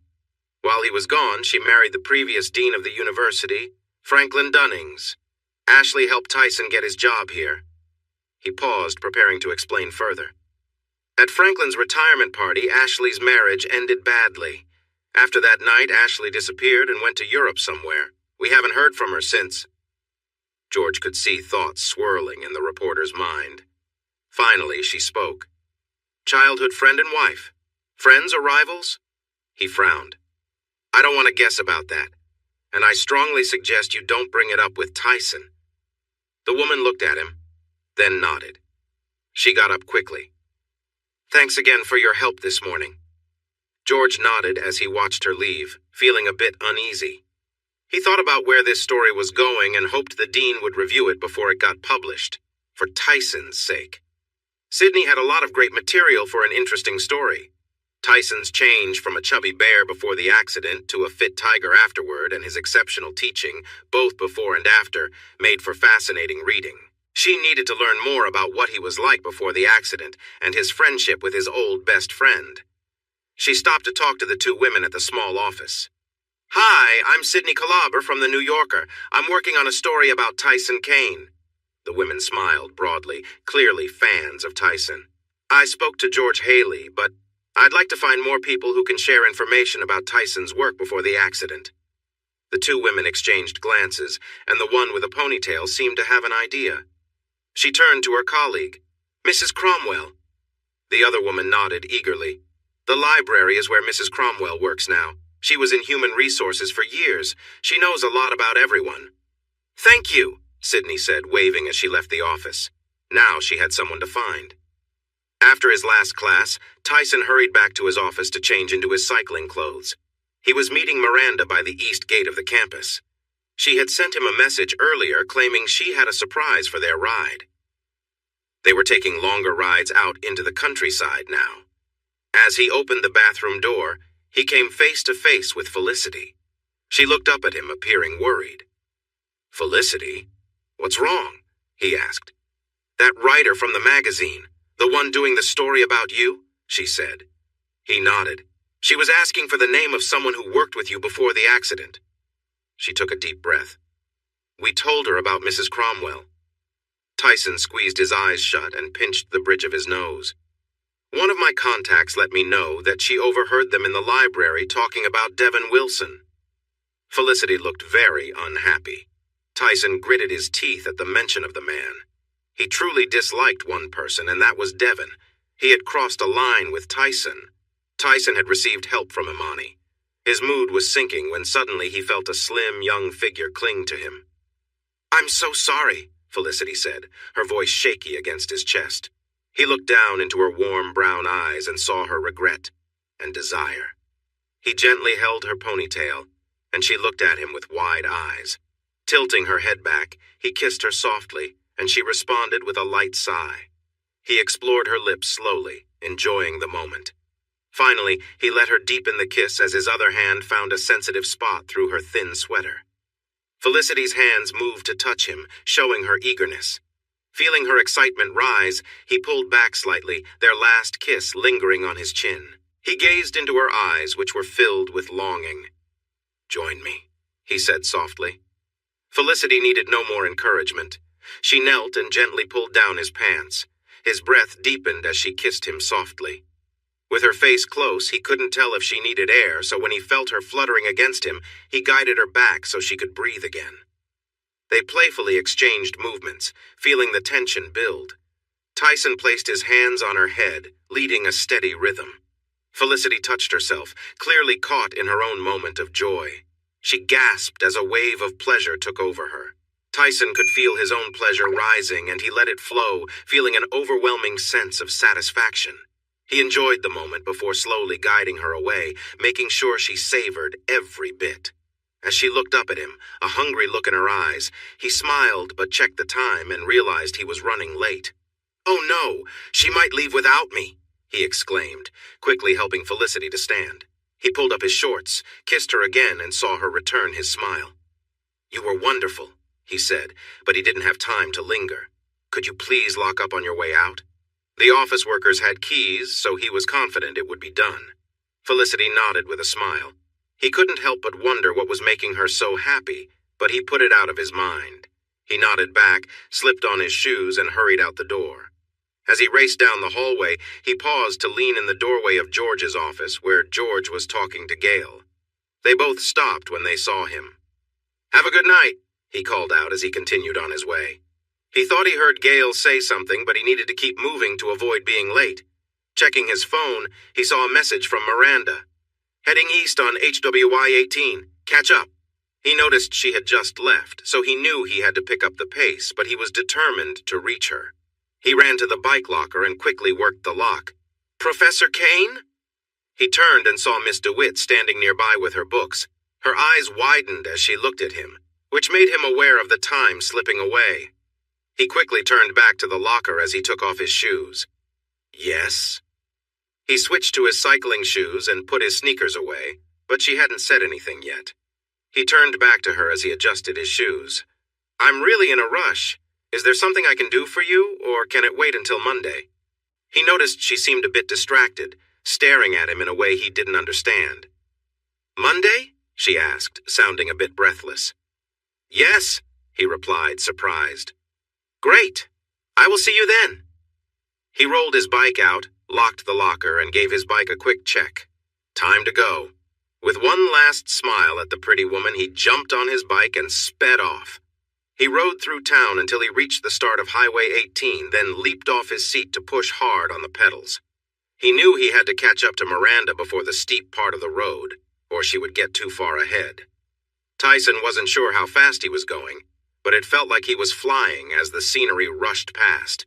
He loved riding his Cannondale. Its strong frame made sure every ounce of his effort transferred directly to the bike. He felt nimble and quick as he rode with all his might. Even though he was strong and muscular when he was cycling, it felt like he was gliding with each movement full of energy. Approaching the climb, he spotted Miranda 2/3 of the way up the slope. The hillside wasn't too steep, but the length would drain anyone's energy. If he didn't catch her in that last stretch, she'd win. Not today, he thought with a grin. Tyson took advantage of a slight downhill before the climb to pick up speed and launched himself up the hill. He shifted the gears smoothly to keep a steady pace, building up his strength until he passed her at the top of the hill. He raised his fist in celebration like he had just won a special jersey at a big bike race. He stopped at a small spot near the guardrail and noticed he had an audience. He smiled shyly as he saw 5 other cyclists, 3 men and 2 women in bright jerseys, standing by their shiny bikes, watching him with amused expressions. Miranda rode up beside him and rolled her eyes. She pulled out a pack of tissues from her pocket and handed him one. "You've got a bit of someone's lipstick on your lips. Felicity, is that why you were late?" He was taken aback by her tone as he wiped his lips. He looked at the tissue and saw there was quite a bit on it. He glanced back at her. "Sorry for the holdup. I tried to leave as quickly as I could." He tucked the tissue away. She let out a frustrated sound and took another tissue, trying to clean the trace from his chin. "If you follow those marks down, you might find out where they lead," joked one of the male cyclists. The young woman next to him playfully hit his arm, and the rest laughed. Tyson caught Miranda's hand and looked at her with a question in his eyes. She simply pulled her hand back, leaving him with the new tissue. He wiped his chin absent-mindedly, waiting for her to explain. "I think Professor Kane can manage on his own, Miranda," the nearest male cyclist said, glancing between them. Tyson turned to the group. "Is this the surprise you mentioned?" he asked, hoping to lighten the mood. The young man reached out his hand. "Hi, I'm Ken Drake. I'm Miranda's boyfriend." Tyson smiled and shook his hand. "Nice to meet you. Miranda told me about you two. Congrats." Ken nodded politely, but still looked a bit uneasy. One of the other couples moved a bit closer. "I'm Tim, and this is the lovely Penny," Tim said, gesturing to his partner. Tyson nodded and smiled back at them. The last two seemed ready to go. "David and Riley," the last man said. "We need to get moving before it gets dark." Tyson agreed and signaled for them to start riding again. The path ahead looked clear, so they set off. Tyson knew he would have to wait for Miranda's explanation later. The other side of the hill was a winding path down, which was not Tyson's strength, so he took it a bit slower than the others, who all seemed very skilled at downhill riding. Once they reached the valley, he had to speed up to catch up with the group. When he started, Tyson's strength and energy helped him zoom ahead of the others on the smooth roads and gentle curves of the valley. At the intersection of Highway 18 and County Road 10, there was a small gas station and snack shop where cyclists stopped to recharge. Tyson picked up a bag of mixed nuts and dried fruit and filled his water bottle at a spring water tap. Tim approached him, hands on his hips and a big smile on his face. "I was a bit worried you'd slow us down on that descent, but wow, I couldn't keep up with you on the flat parts. How did you get so strong and build up your stamina?" Tyson laughed. "Yeah, I'm not great at descending, but I do well on climbs and flat roads." He thought for a moment. "If the descent were straight, I might manage it better." He shrugged. "I strength train and swim every day." "Didn't you get badly hurt in that crash with the train?" David asked bluntly, and Riley shot him an annoyed look. "What? He did," David replied defensively. Tyson sighed and nodded. "Yeah, I have a lot of titanium pins and screws in me. I probably couldn't get through airport security with all this." "So how do you do it?" David pressed, still not ready to accept being outpaced by someone older. Tyson took a deep breath and focused on David's frustrated face. "I had to rebuild myself after the crash. The therapy was really tough and felt like it would never end, but I kept going. I had to learn to walk again, and I won't be able to jog or run anymore. My doctors told me to avoid any exercises that were hard on my body. Miranda helped me get back into cycling. I had never owned a bike like this one before. It was a gift from a friend." Miranda smiled at him but looked away when Ken glanced her way. Tyson worried that his presence might complicate things for the couple. "When I left the hospital, I started swimming in the lake near my home. Every day I would swim as far as I could." He paused, knowing he should not say he was pushing himself against the lake. "Anyway, I think my swimming helped improve my stamina and lung capacity." He looked David in the eye. "I don't stop when it hurts. I push through it. That's just who I am." He shrugged. That seemed to take the wind out of David's sails. He walked back to his bike. "Who's Felicity?" Penny asked with a playful grin. Tyson just smiled and shook his head, which made Penny pout. "If you don't mind me asking, how old are you?" Riley asked cautiously. "I don't mind at all. I just turned 60, Tyson replied. Riley smiled. "So there's hope for us if we keep exercising. Exercise is the key to staying young." "I believe it's a big part," Tyson agreed. "Eating healthy food is important too. Give your body the nutrients and energy it needs to work well, but not more than that. What happens next depends on your genes, which is a bit of a mystery to me." The others laughed lightly at that. They continued riding, and Tyson was happy to be riding with a group for the first time. At the second and final break, near a small park where County Road 10 met Highway 23, he learned more about the others. They were members of the bike club that Miranda had tried to join. After Ken and the others couldn't convince the club leaders to let her in on her second try, they decided to leave and join her instead. They were tired of the club's strict rules. It wasn't enjoyable anymore. Tyson understood that feeling. He was really loving the ride. Highway 23 had a wide paved area for them to ride back to town, so even though it was a busy road, they managed to avoid the traffic. As they neared the edge of town, David and Riley waved goodbye and went to their home. Shortly after, Tim and Penny waved farewell, too. Before Ken and Miranda left, Tyson wanted to say something. "Can we stop for a moment?" Ken nodded, and they pulled over in a gas station parking lot. Tyson turned to Miranda. "I really liked the surprise of riding with everyone, so thank you for that." They both nodded, but neither said anything, indicating there was more to discuss. "I noticed there seems to be some tension because of my presence. I'm not sure what that is, but I want you to know I don't want to come between you two. I won't be joining your group."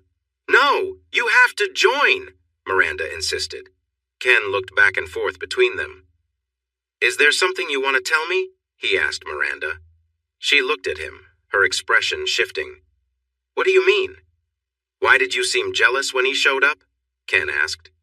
Tyson felt uneasy too. It appeared that Miranda hadn't told her new boyfriend about their past, but that part of their relationship ended months ago. Miranda looked uncomfortable.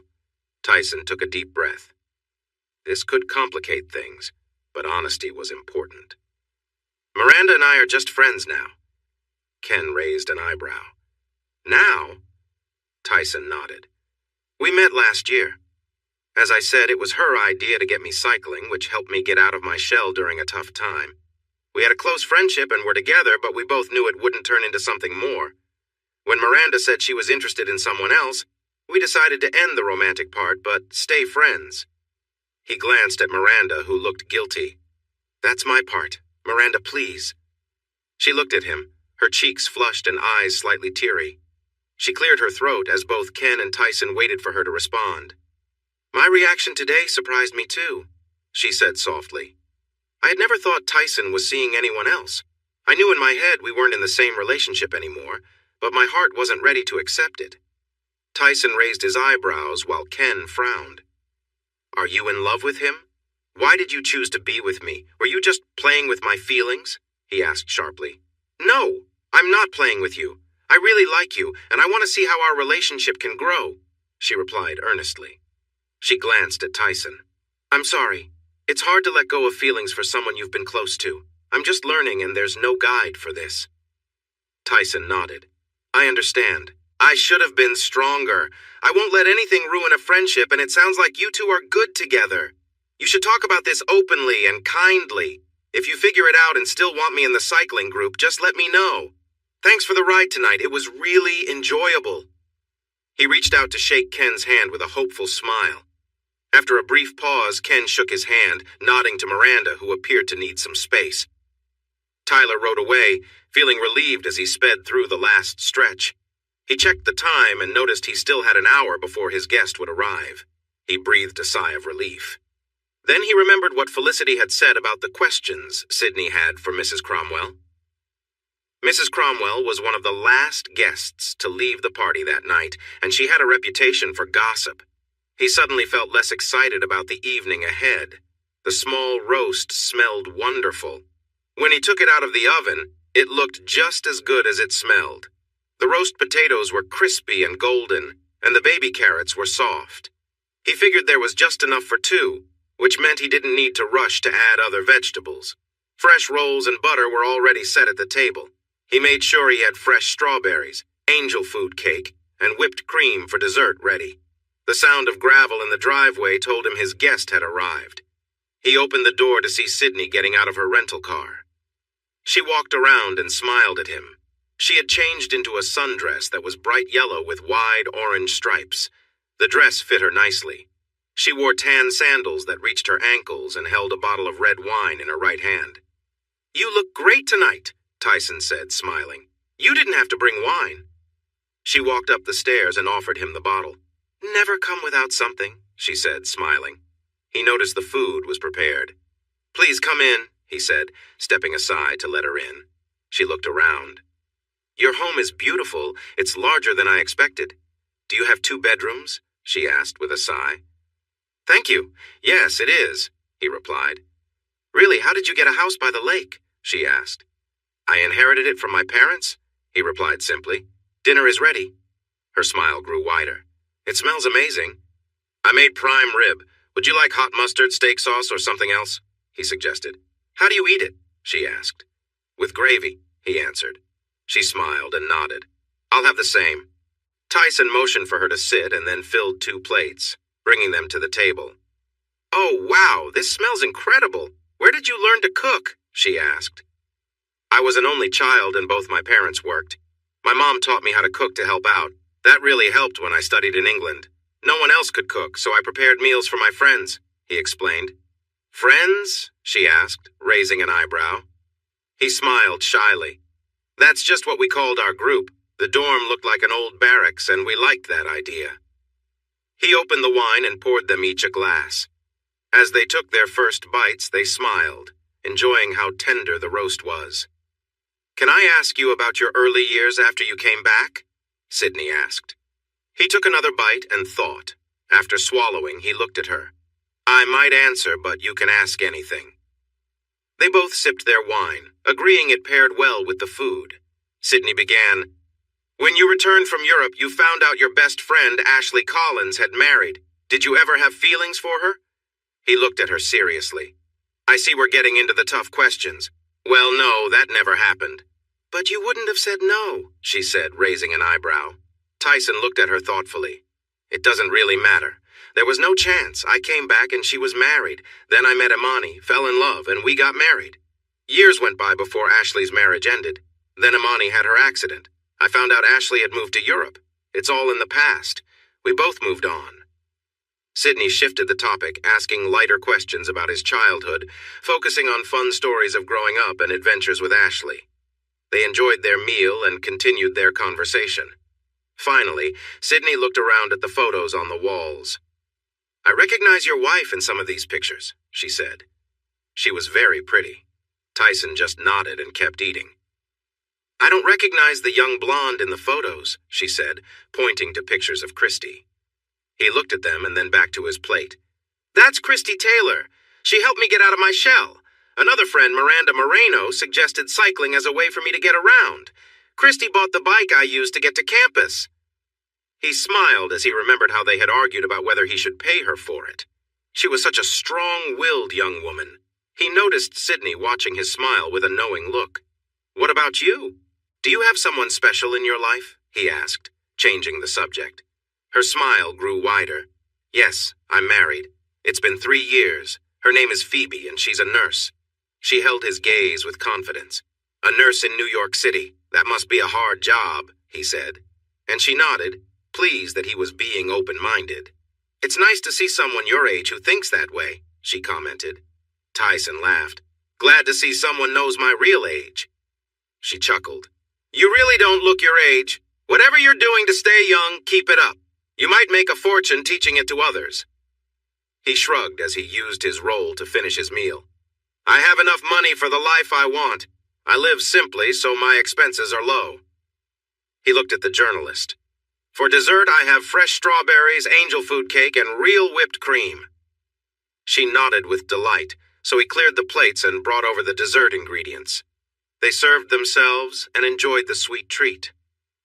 Tyson cleared the dishes while Sydney settled on the couch in the living room with her glass of wine. He joined her with his own drink, and they turned slightly to face each other. Sydney gave him a small smile. You looked like you were ready for my next question. Devin Wilson? Tyson tensed without even realizing it. She noticed his stiffness. You don't like him, she said softly. Tyson scoffed at her understatement. No, I don't like him.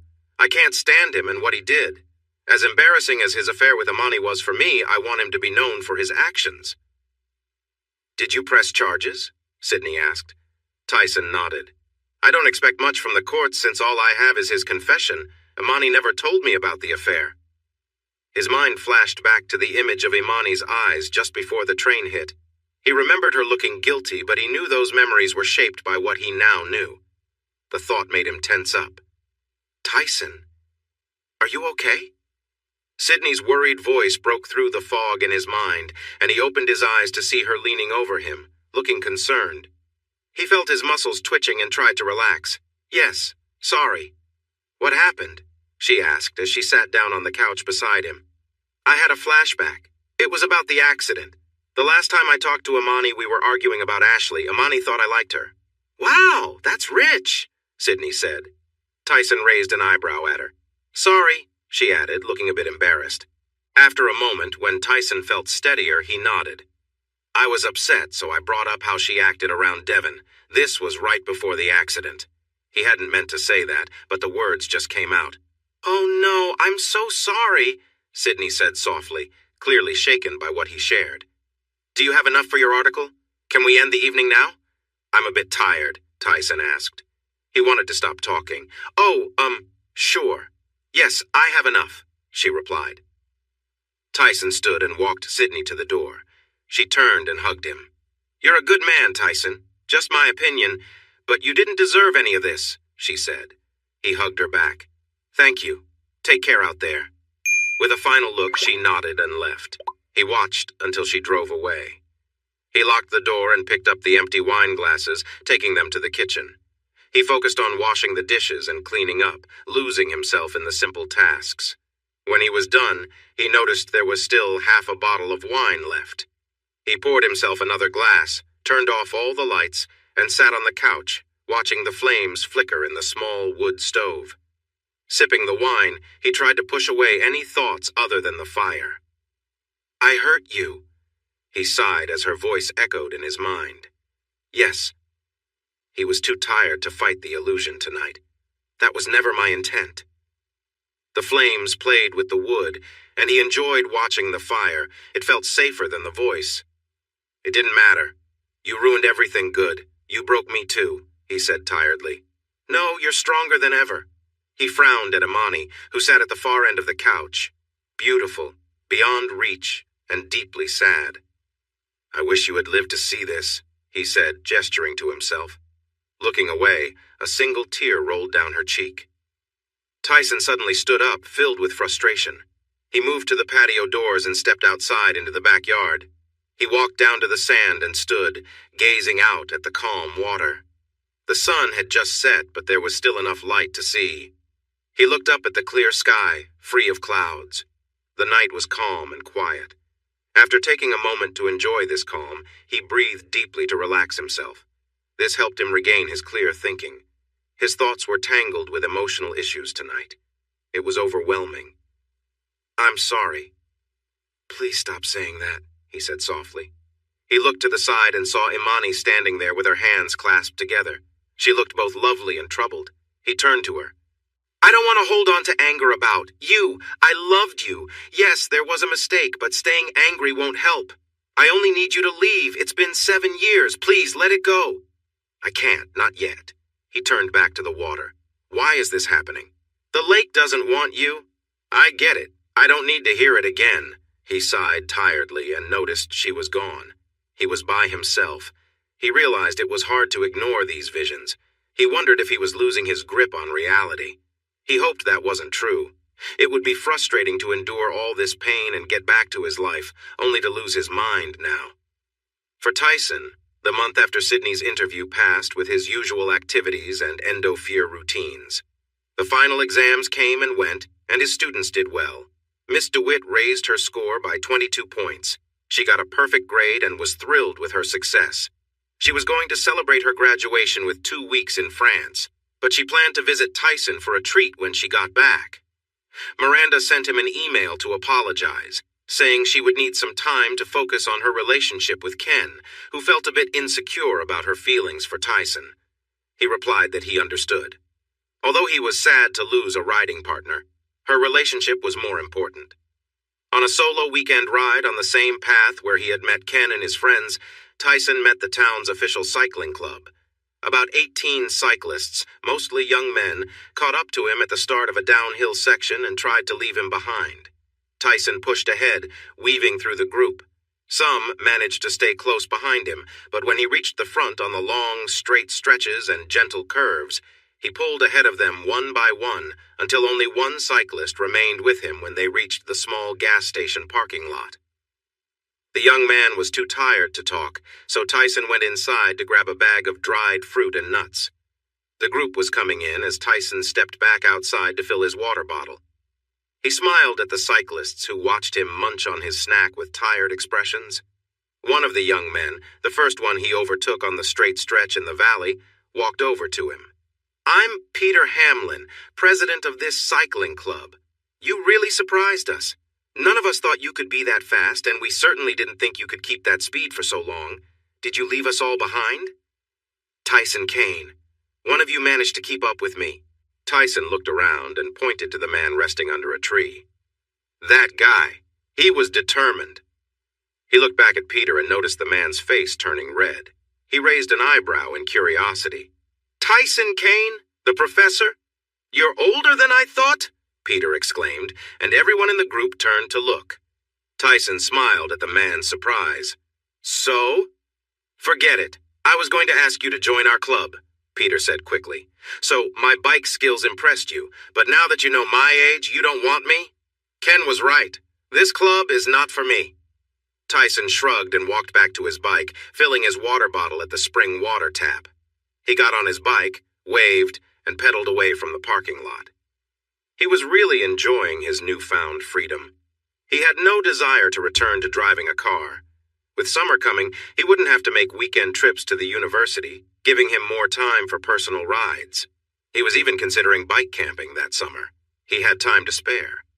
Riding past the hospital, he felt happy remembering that Devin Wilson no longer worked there.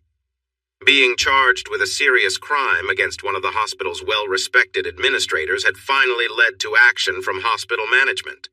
For once, they didn't protect their top surgeon. He lost his job and likely won't work in a hospital again. Tyson stopped for ice cream and thought back to his first ride with Miranda, smiling at the memory. She and Christy had pulled him out of the shell he had built around himself. He hadn't found a way out on his own. They had helped him break free from a rut, and if they hadn't stepped in, he might still be stuck there. He rode home slowly, trying to enjoy the day. He had no other plans. Maybe he'd light the grill for dinner. He would have invited George, but his friend was in Austria visiting others, and that was the extent of Tyson's social life. Just one friend. That felt a bit sad. Barbara, his neighbor, was away visiting one of her children's homes. He thought about Christy, who was living her dream in New York City. Miranda and her partner were on a road trip through the States. Even Leona and Felicity were away for the summer. He wasn't sure if they would return in the fall. Tyson felt a bit down. He had spent 5 years alone, and it hadn't bothered him at the time. But now, he found himself wanting to connect with people again. He realized he truly missed Imani, even the way he imagined her. Since his dinner with the journalist, she hadn't appeared in his thoughts. He longed to talk to the real Imani, not just his memory of her. He thought her distance might have been because she was unhappy with him, and he needed clarity on that. He hadn't seen the article that Sydney wrote. He started to worry about it being published, unsure if he would read it at all. If anything, he planned to ask George and Gail to read it and share their thoughts. As he reached the end of his driveway and got off his bike, he saw a small red Fiat 500 parked on the gravel. Miss DeWitt was sitting on his steps, unaware of his presence as she typed on her phone. Tyson felt a quick rush of excitement. It was Miss DeWitt. But then a wave of sadness hit him. He understood why she was there. His heart was telling him no. It was saying no to an easy connection with Miss DeWitt. It was saying no to any more encounters with Leona and Felicity if they returned. There would be no more brief moments with people who would just leave him with regrets afterward. With Imani gone, he felt lost. He needed to start fresh, but he couldn't do that by bouncing from one relationship to another. Taking a deep breath to calm himself, he walked towards the steps. When she heard his footsteps, she looked up and smiled, but that smile faded when she noticed his expression. "You promised," she said, looking disappointed. He stopped a few steps away from her. "I know, I'm really sorry, I just can't do this anymore." Her eyes widened in surprise. "You can't?" He blinked, then chuckled lightly. "No, it's not that. I'm okay. It's just, emotionally, I need more. I can't keep having these brief moments for excitement. I thought I would be settling down and enjoying life with a partner. That doesn't fit with your plans." She shook her head sadly. "You have a bright future ahead of you, filled with chances for fun and adventure. I'm not the right person to join you in that. I lost the one I wanted to share my later years with, and now I need to find a new path. I'm sorry for not keeping my promise." She stepped forward to embrace him, and he welcomed the hug. "I can't say I'm not let down, but I understand." When they broke the hug, she turned towards her car but stopped suddenly as she noticed a woman standing at the end of the driveway, watching them quietly. She felt her cheeks getting warm and held her hands together in front of her. "I might know someone who would want to spend those later years with you." Tyson felt a rush of emotions that took his breath away. He was scared that if he breathed too deeply, this moment would vanish, just like Imani did. Her sun-kissed blonde hair flowed down past her shoulders. Her face was familiar, yet had changed with time and the outdoors. Freckles dotted her cheeks and nose, showing she'd spent lots of time outside. Her warm skin showed that too. She wore a lovely sundress without sleeves and sandals. Her arms looked strong from working outside, keeping her healthy and fit. Ashley? Oh my God, Tyson managed to say. He took a step closer, then another until he saw her coming toward him. He rushed to hug her tight, feeling real joy in her presence, the soft scent around her, and her comforting warmth. "Tyson, you're squeezing too tight," she said with a bit of surprise in her voice. He quickly set her down and tried to meet her gaze, but his vision was blurry. He wiped his eyes, but they didn't clear up, and he noticed his cheeks felt wet. "I'm crying?" he mumbled, feeling puzzled. A warm, soft voice chuckled nearby. "So am I." "Ashley, you're really here?" He quickly pulled his jersey over his head and used it to dry his eyes. "Oof, you've really changed since I last saw you," Ashley said with a bright smile. Tyson heard a sigh of disappointment nearby. After blinking a few times, he finally saw Ashley clearly. Though she had aged, she was still the most beautiful person he had seen in a long time. He turned to see Miss DeWitt looking somewhat upset. "Stephanie, this is Ashley Dunnings." "Collins," Ashley corrected gently. He nodded in apology. "Sorry, Ashley Collins, my best friend. This is Stephanie DeWitt, a former student of mine." "And would-be admirer?" Ashley asked with a playful smile. "I was this close," Stephanie said, holding her fingers close together. She playfully touched Tyson's chest with a gentle sigh. Food for daydreams. She smiled at Ashley. "It was great to meet you, Ashley. Enjoy, lucky girl." She said it playfully, so there were no hard feelings. Stephanie got into her sporty car while Tyson and Ashley moved to the steps. With a quick honk, Stephanie drove off. Tyson watched her leave, then turned back to Ashley with a puzzled look. "How did you get here?" he asked. Ashley gave a shy smile. "I actually drove a rental and followed her. When she parked here, I went past and parked next door. I waited in my car watching her and saw her sit on the steps because you weren't home. When you arrived, I quietly got out of my car and moved to the edge of the bushes to listen. I was unsure if you had a new girlfriend." "I don't. I'm not with anyone." "Well, George Haley is still my friend," he replied, excitement clear on his face. She was back. "Should I move my car?" she asked. "Oh, you can, but Barbara won't be back for a week," he said with a smile. "Later then. Should we go inside?" Ashley asked, enjoying the happy look on his face. "Of course. Please come in," Tyson quickly said. He went up the stairs and opened the door for her.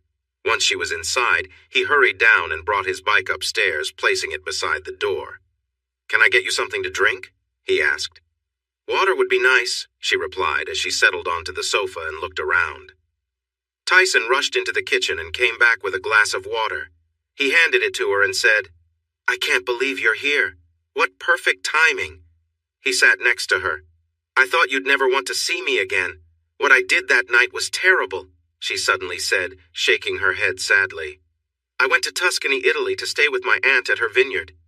She helped me get away from Franklin. I isolated myself because I felt so ashamed."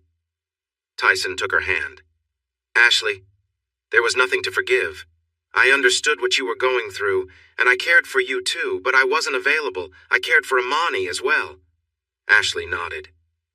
"I'm so sorry I wasn't there for you after she passed away. I didn't know until Miss Caliber found me at my aunt's vineyard." "Sydney Caliber, the journalist?" Tyson asked, surprised. Ashley nodded. "Yes. She said her editor sent her to find me for a story. She's an amazing investigator, as the connection between my family and my aunt's is not easy to find. She told me everything that happened here after I left. I cried a lot that night. I felt like I had let my best friend down again." Tyson softly kissed her hand. You never let me down because you didn't know. I missed you so much, but I understood you needed to leave the place that hurt you. Tears filled her lovely blue eyes. I never wanted to leave you. I thought I had to protect your marriage. I didn't know you were actually alone. Did you mean what you said in the driveway? Will you share your life with me? She burst into happy tears. Yes, Tyson, yes, Ashley whispered with joy. They shared a long, heartfelt kiss, both realizing they were crossing the line from friends to something more. Her hands gently tangled in his hair as he held her face tenderly, deepening the moment they'd both dreamed of.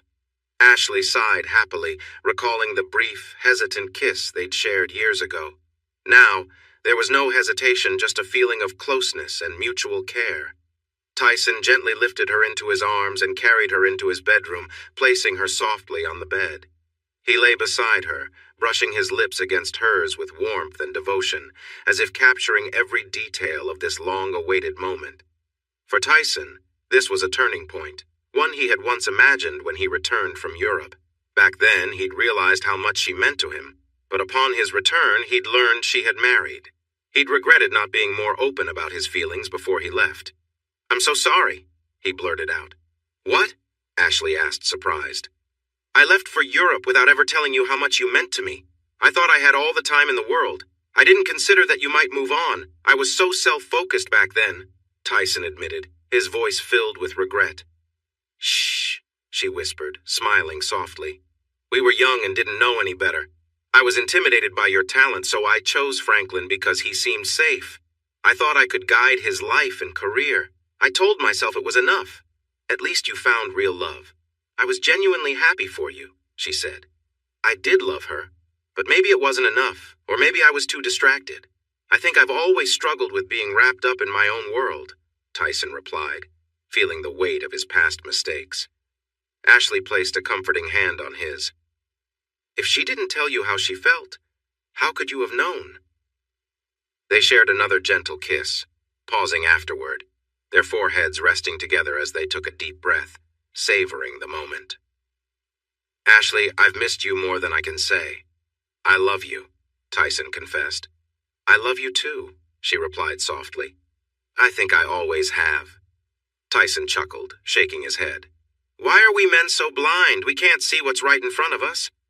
Well, you see me now? She asked, her voice tender. Yes, I see you. Ashley Collins, my heart is yours. Will you promise yours to me? With all my heart, she whispered, her eyes shining. Marry me, he said with sudden joy. Yes, she replied, smiling as they shared another joyful kiss. They held each other close, both basking in the warmth of their newfound love. For the first time, they felt at peace, knowing they were finally where they were meant to be. Tyson paused, taking in Ashley's appearance with admiration. She looked vibrant and healthy, a testament to her active lifestyle on the vineyard. She reminded him so much of her younger self, with her graceful figure and warm smile. You're beautiful, he said, his voice full of genuine appreciation. Ashley smiled back, teasing him. Not as pretty as that young blonde in your living room pictures? He laughed, realizing she'd noticed the photos. Oh, you mean Christy? She does bear a strong resemblance to you from years ago. Ashley made a playful pout. Tyson couldn't help but laugh. It was an expression he recognized from Christy as well. Her name is Christy Taylor, he explained. We were close for a time, and she helped me find a way out of my own struggles.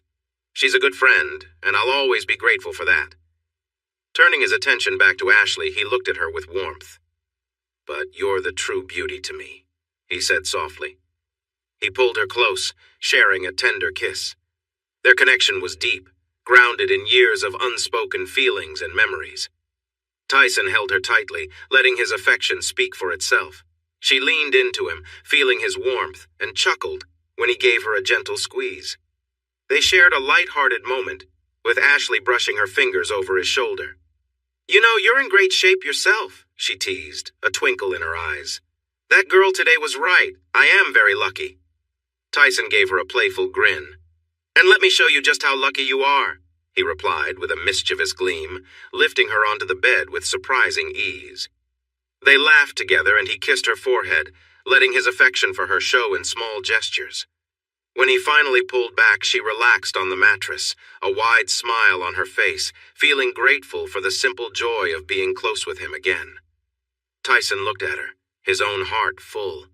He'd waited a long time for this moment, and now they both felt at peace, content in each other's presence.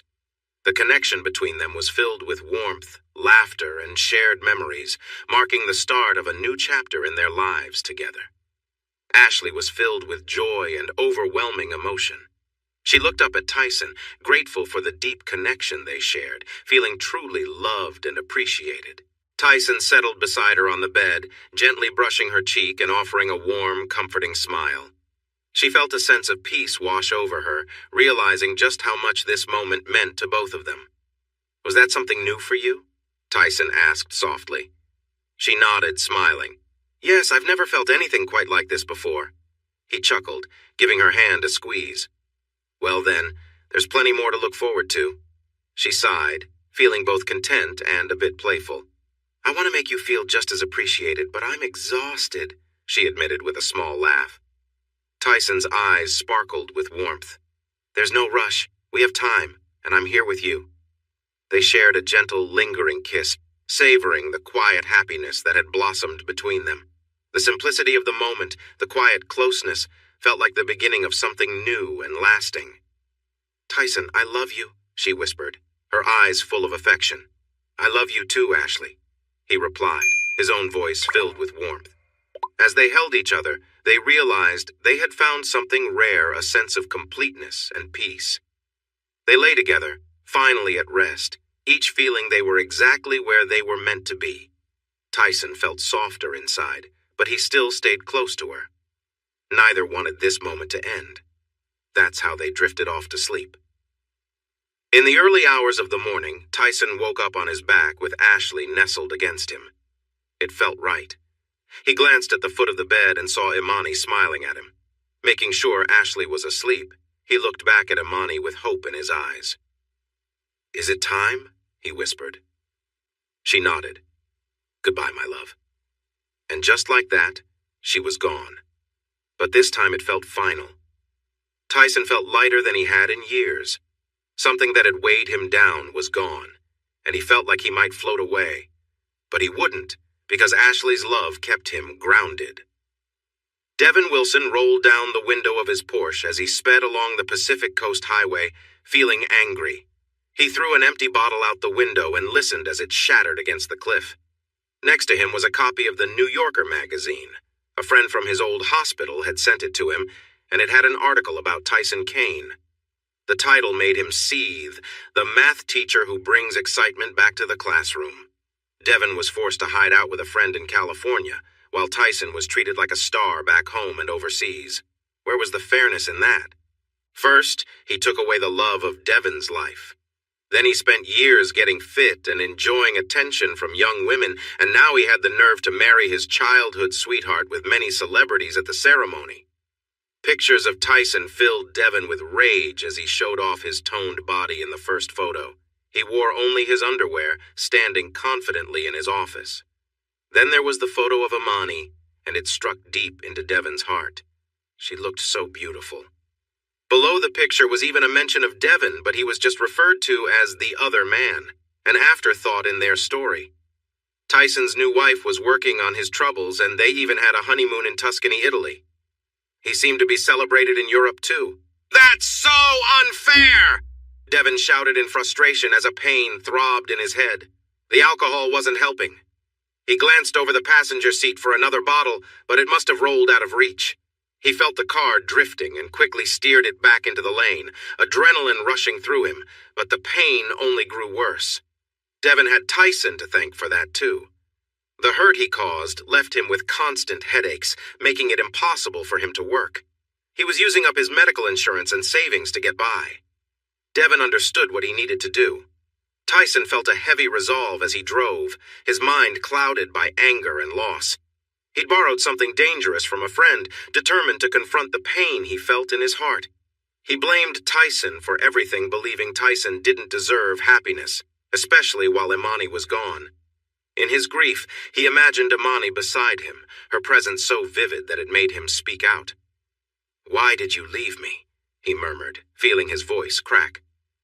"I'm sorry, Devon," he seemed to hear her reply. He turned, and in his mind she was there, beautiful but sorrowful. "Are you here to stay with me?" he asked, feeling an aching hope. But her voice echoed back, "No, I love Tyson." Devon's heart filled with bitterness. Then he won't live to see tomorrow. Lost in his thoughts, Devon failed to notice the sharp turn approaching at high speed. His car veered sharply, hitting the rocky edge of the cliff, and collided with another vehicle coming around the bend. The impact sent his car over the guardrail, soaring toward the ocean below. As the car tumbled, he imagined Imani's eyes watching him, full of sadness. "The ocean is calling you," her voice whispered in his mind. Meanwhile, Tyson was finishing a swim in the lake, feeling the chill of the water as he pulled himself up to the patio. He'd swum farther than ever today, a personal best. As he walked up the grassy path, he noticed two sets of eyes on him. Barbara was, as usual, watching from her rooftop deck, a constant but harmless presence in the neighborhood. The other set of eyes belonged to Ashley, who smiled warmly as he approached. "You look like a warrior from Atlantis," she teased, handing him a towel. Her imagination had blossomed since they'd married, fueling her creativity as a writer. Tyson chuckled. "Is this inspiration for your next book?" She nodded with a playful grin, clearly enjoying his company as he dried off. They settled into the moment, each grateful for the simplicity of their time together. Tyson felt at peace, happy with the quiet life they shared, and thankful for the fresh start they'd found together. The sunlight danced across the lake as they laughed, basking in the joy of each other's company. "You're making me feel really good," he whispered softly. She smiled and held him closer as she helped him enjoy the moment more. A wave of pleasure washed over him, and he barely stayed standing as she continued to support him. "You really know what you're doing," he sighed as she let go. She smiled up at him, and he leaned down to kiss her gently. "It's your reward for sticking to your workout plan," she said playfully as he pulled away. He dried off with a towel while she watched, pleased. He put on his robe and they headed inside to start breakfast. They worked together to cook their meal and enjoyed it at the breakfast bar, with no rush since it was Saturday. After straightening up the kitchen, they shared a shower, enjoyed each other's company, and got ready for a relaxing day. Tyson planned to go for a ride later that afternoon.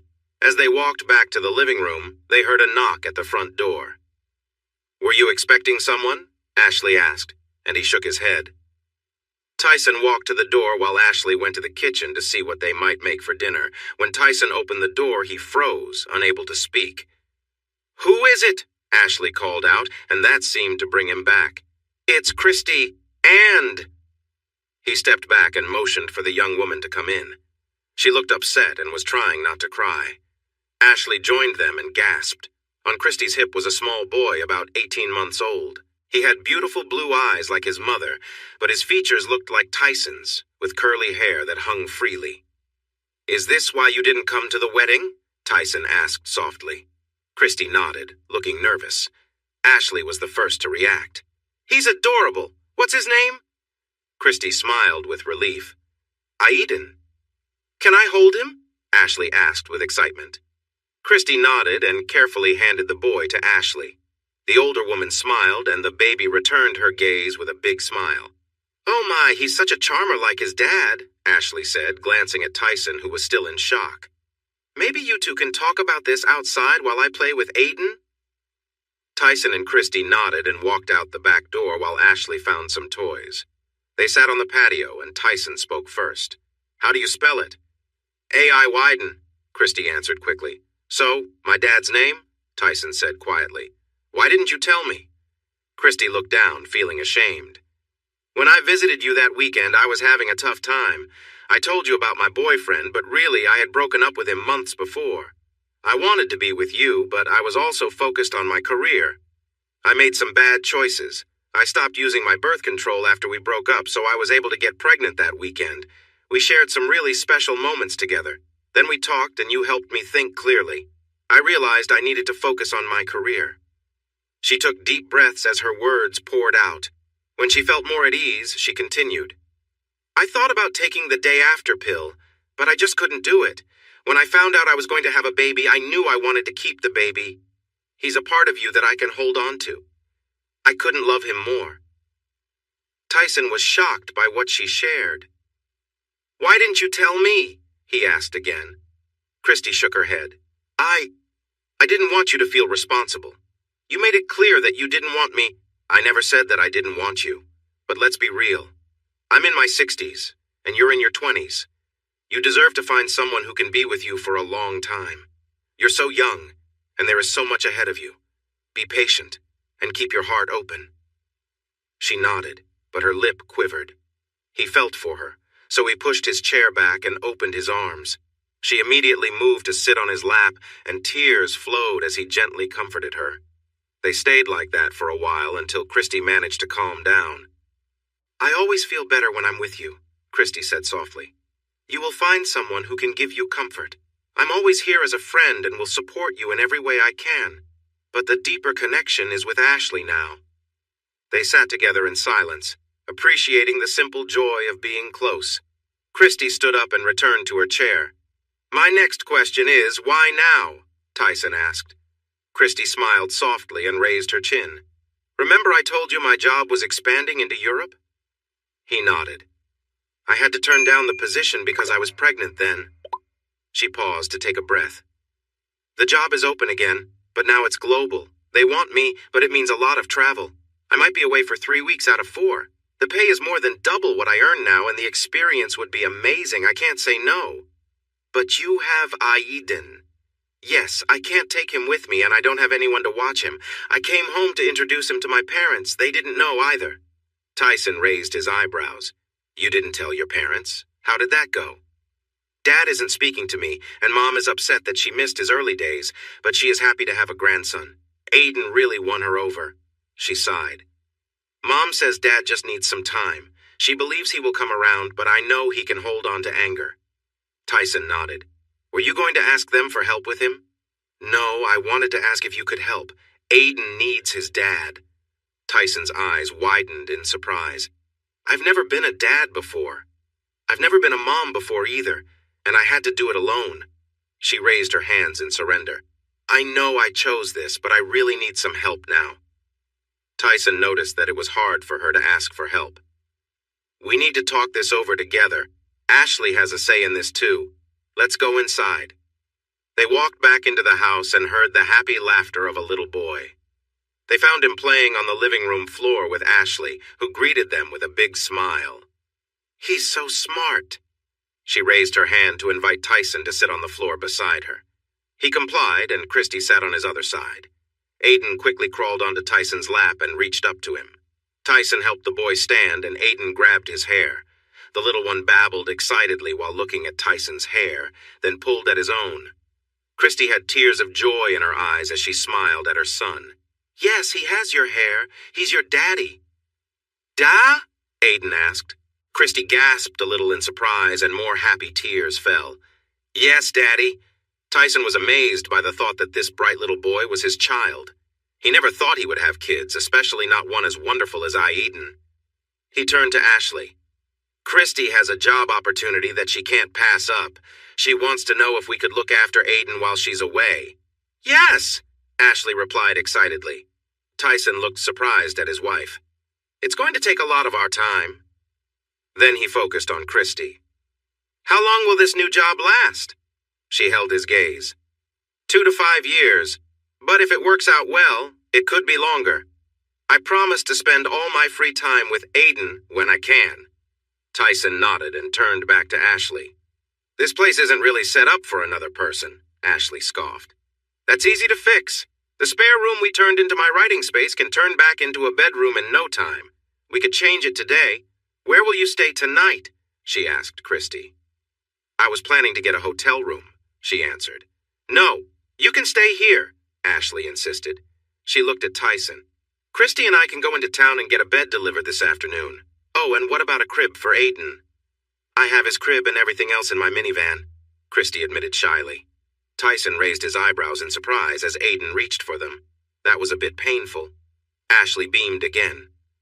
Perfect. Are you sure I'm not putting too much on you? I I know you've just gotten married, and now I'm asking you to take care of my son, Christy said. Ashley took Christy's hand. I always wanted kids. Just because I couldn't have my own doesn't mean I didn't want to help. Now that I'm married to the man I've always wanted, it feels like it's too late. Aiden's arrival is just right. Seeing the worry on the younger woman's face, she moved to lighten it. Please don't misunderstand me. I'm not trying to take your place as his mother. That will always be you. I just have a lot of love in my heart that I haven't had a chance to share. Christy was tearing up with happiness. Thank you. The two women hugged tightly and then hurried to the spare bedroom to discuss how to turn it back into a bedroom. Tyson and Aiden were left in the living room, watching each other as the women busied themselves. Tyson smiled at his son, who still had his small hands in his dad's hair. Aiden giggled at his father's smile and bounced on his little legs. Da, da, da! An odd feeling surged through Tyson. He had never felt anything like it before. In that moment, he knew he would do anything to protect this little boy and make sure he was happy. He pulled Aiden close for a hug, giving him a playful sniff. The boy erupted in laughter. Tyson pressed kisses on the boy's cheeks. Aiden wrapped his little arms around Tyson's neck and gave him a sweet kiss on the cheek, too. Feeling that he was being observed, Tyson glanced towards the spare bedroom and caught Ashley and Christy watching him play with Aiden. They both looked eager. Tyson raised an eyebrow and tilted his head slightly at Ashley. She caught his hint and exchanged a look with Christy, whose face turned a nice shade of pink. Let's see what's in your minivan, Ashley said, taking Christy's hand and leading her to the front door. Since you're letting me be involved in caring for your son, we should talk things over. Then they stepped outside, leaving Tyson feeling amazed. He looked back at Aiden, who tried to mimic his surprised expression. My first lesson to you. Always leave the talking to the women. Aiden burst into giggles at his dad's serious face. Is it too early for these lessons? Tyson asked, and Aiden nodded. Happy wife, happy life, Tyson suggested, and Aiden nodded again. Tyson laughed joyfully. Son, I think this is the start of something very special. Hey, everyone! Thanks for watching. Don't forget to subscribe and turn on notifications so you won't miss any of the exciting stories we have coming up. What do you think about the characters in this story? Let us know in the comments. We'd love to hear from you.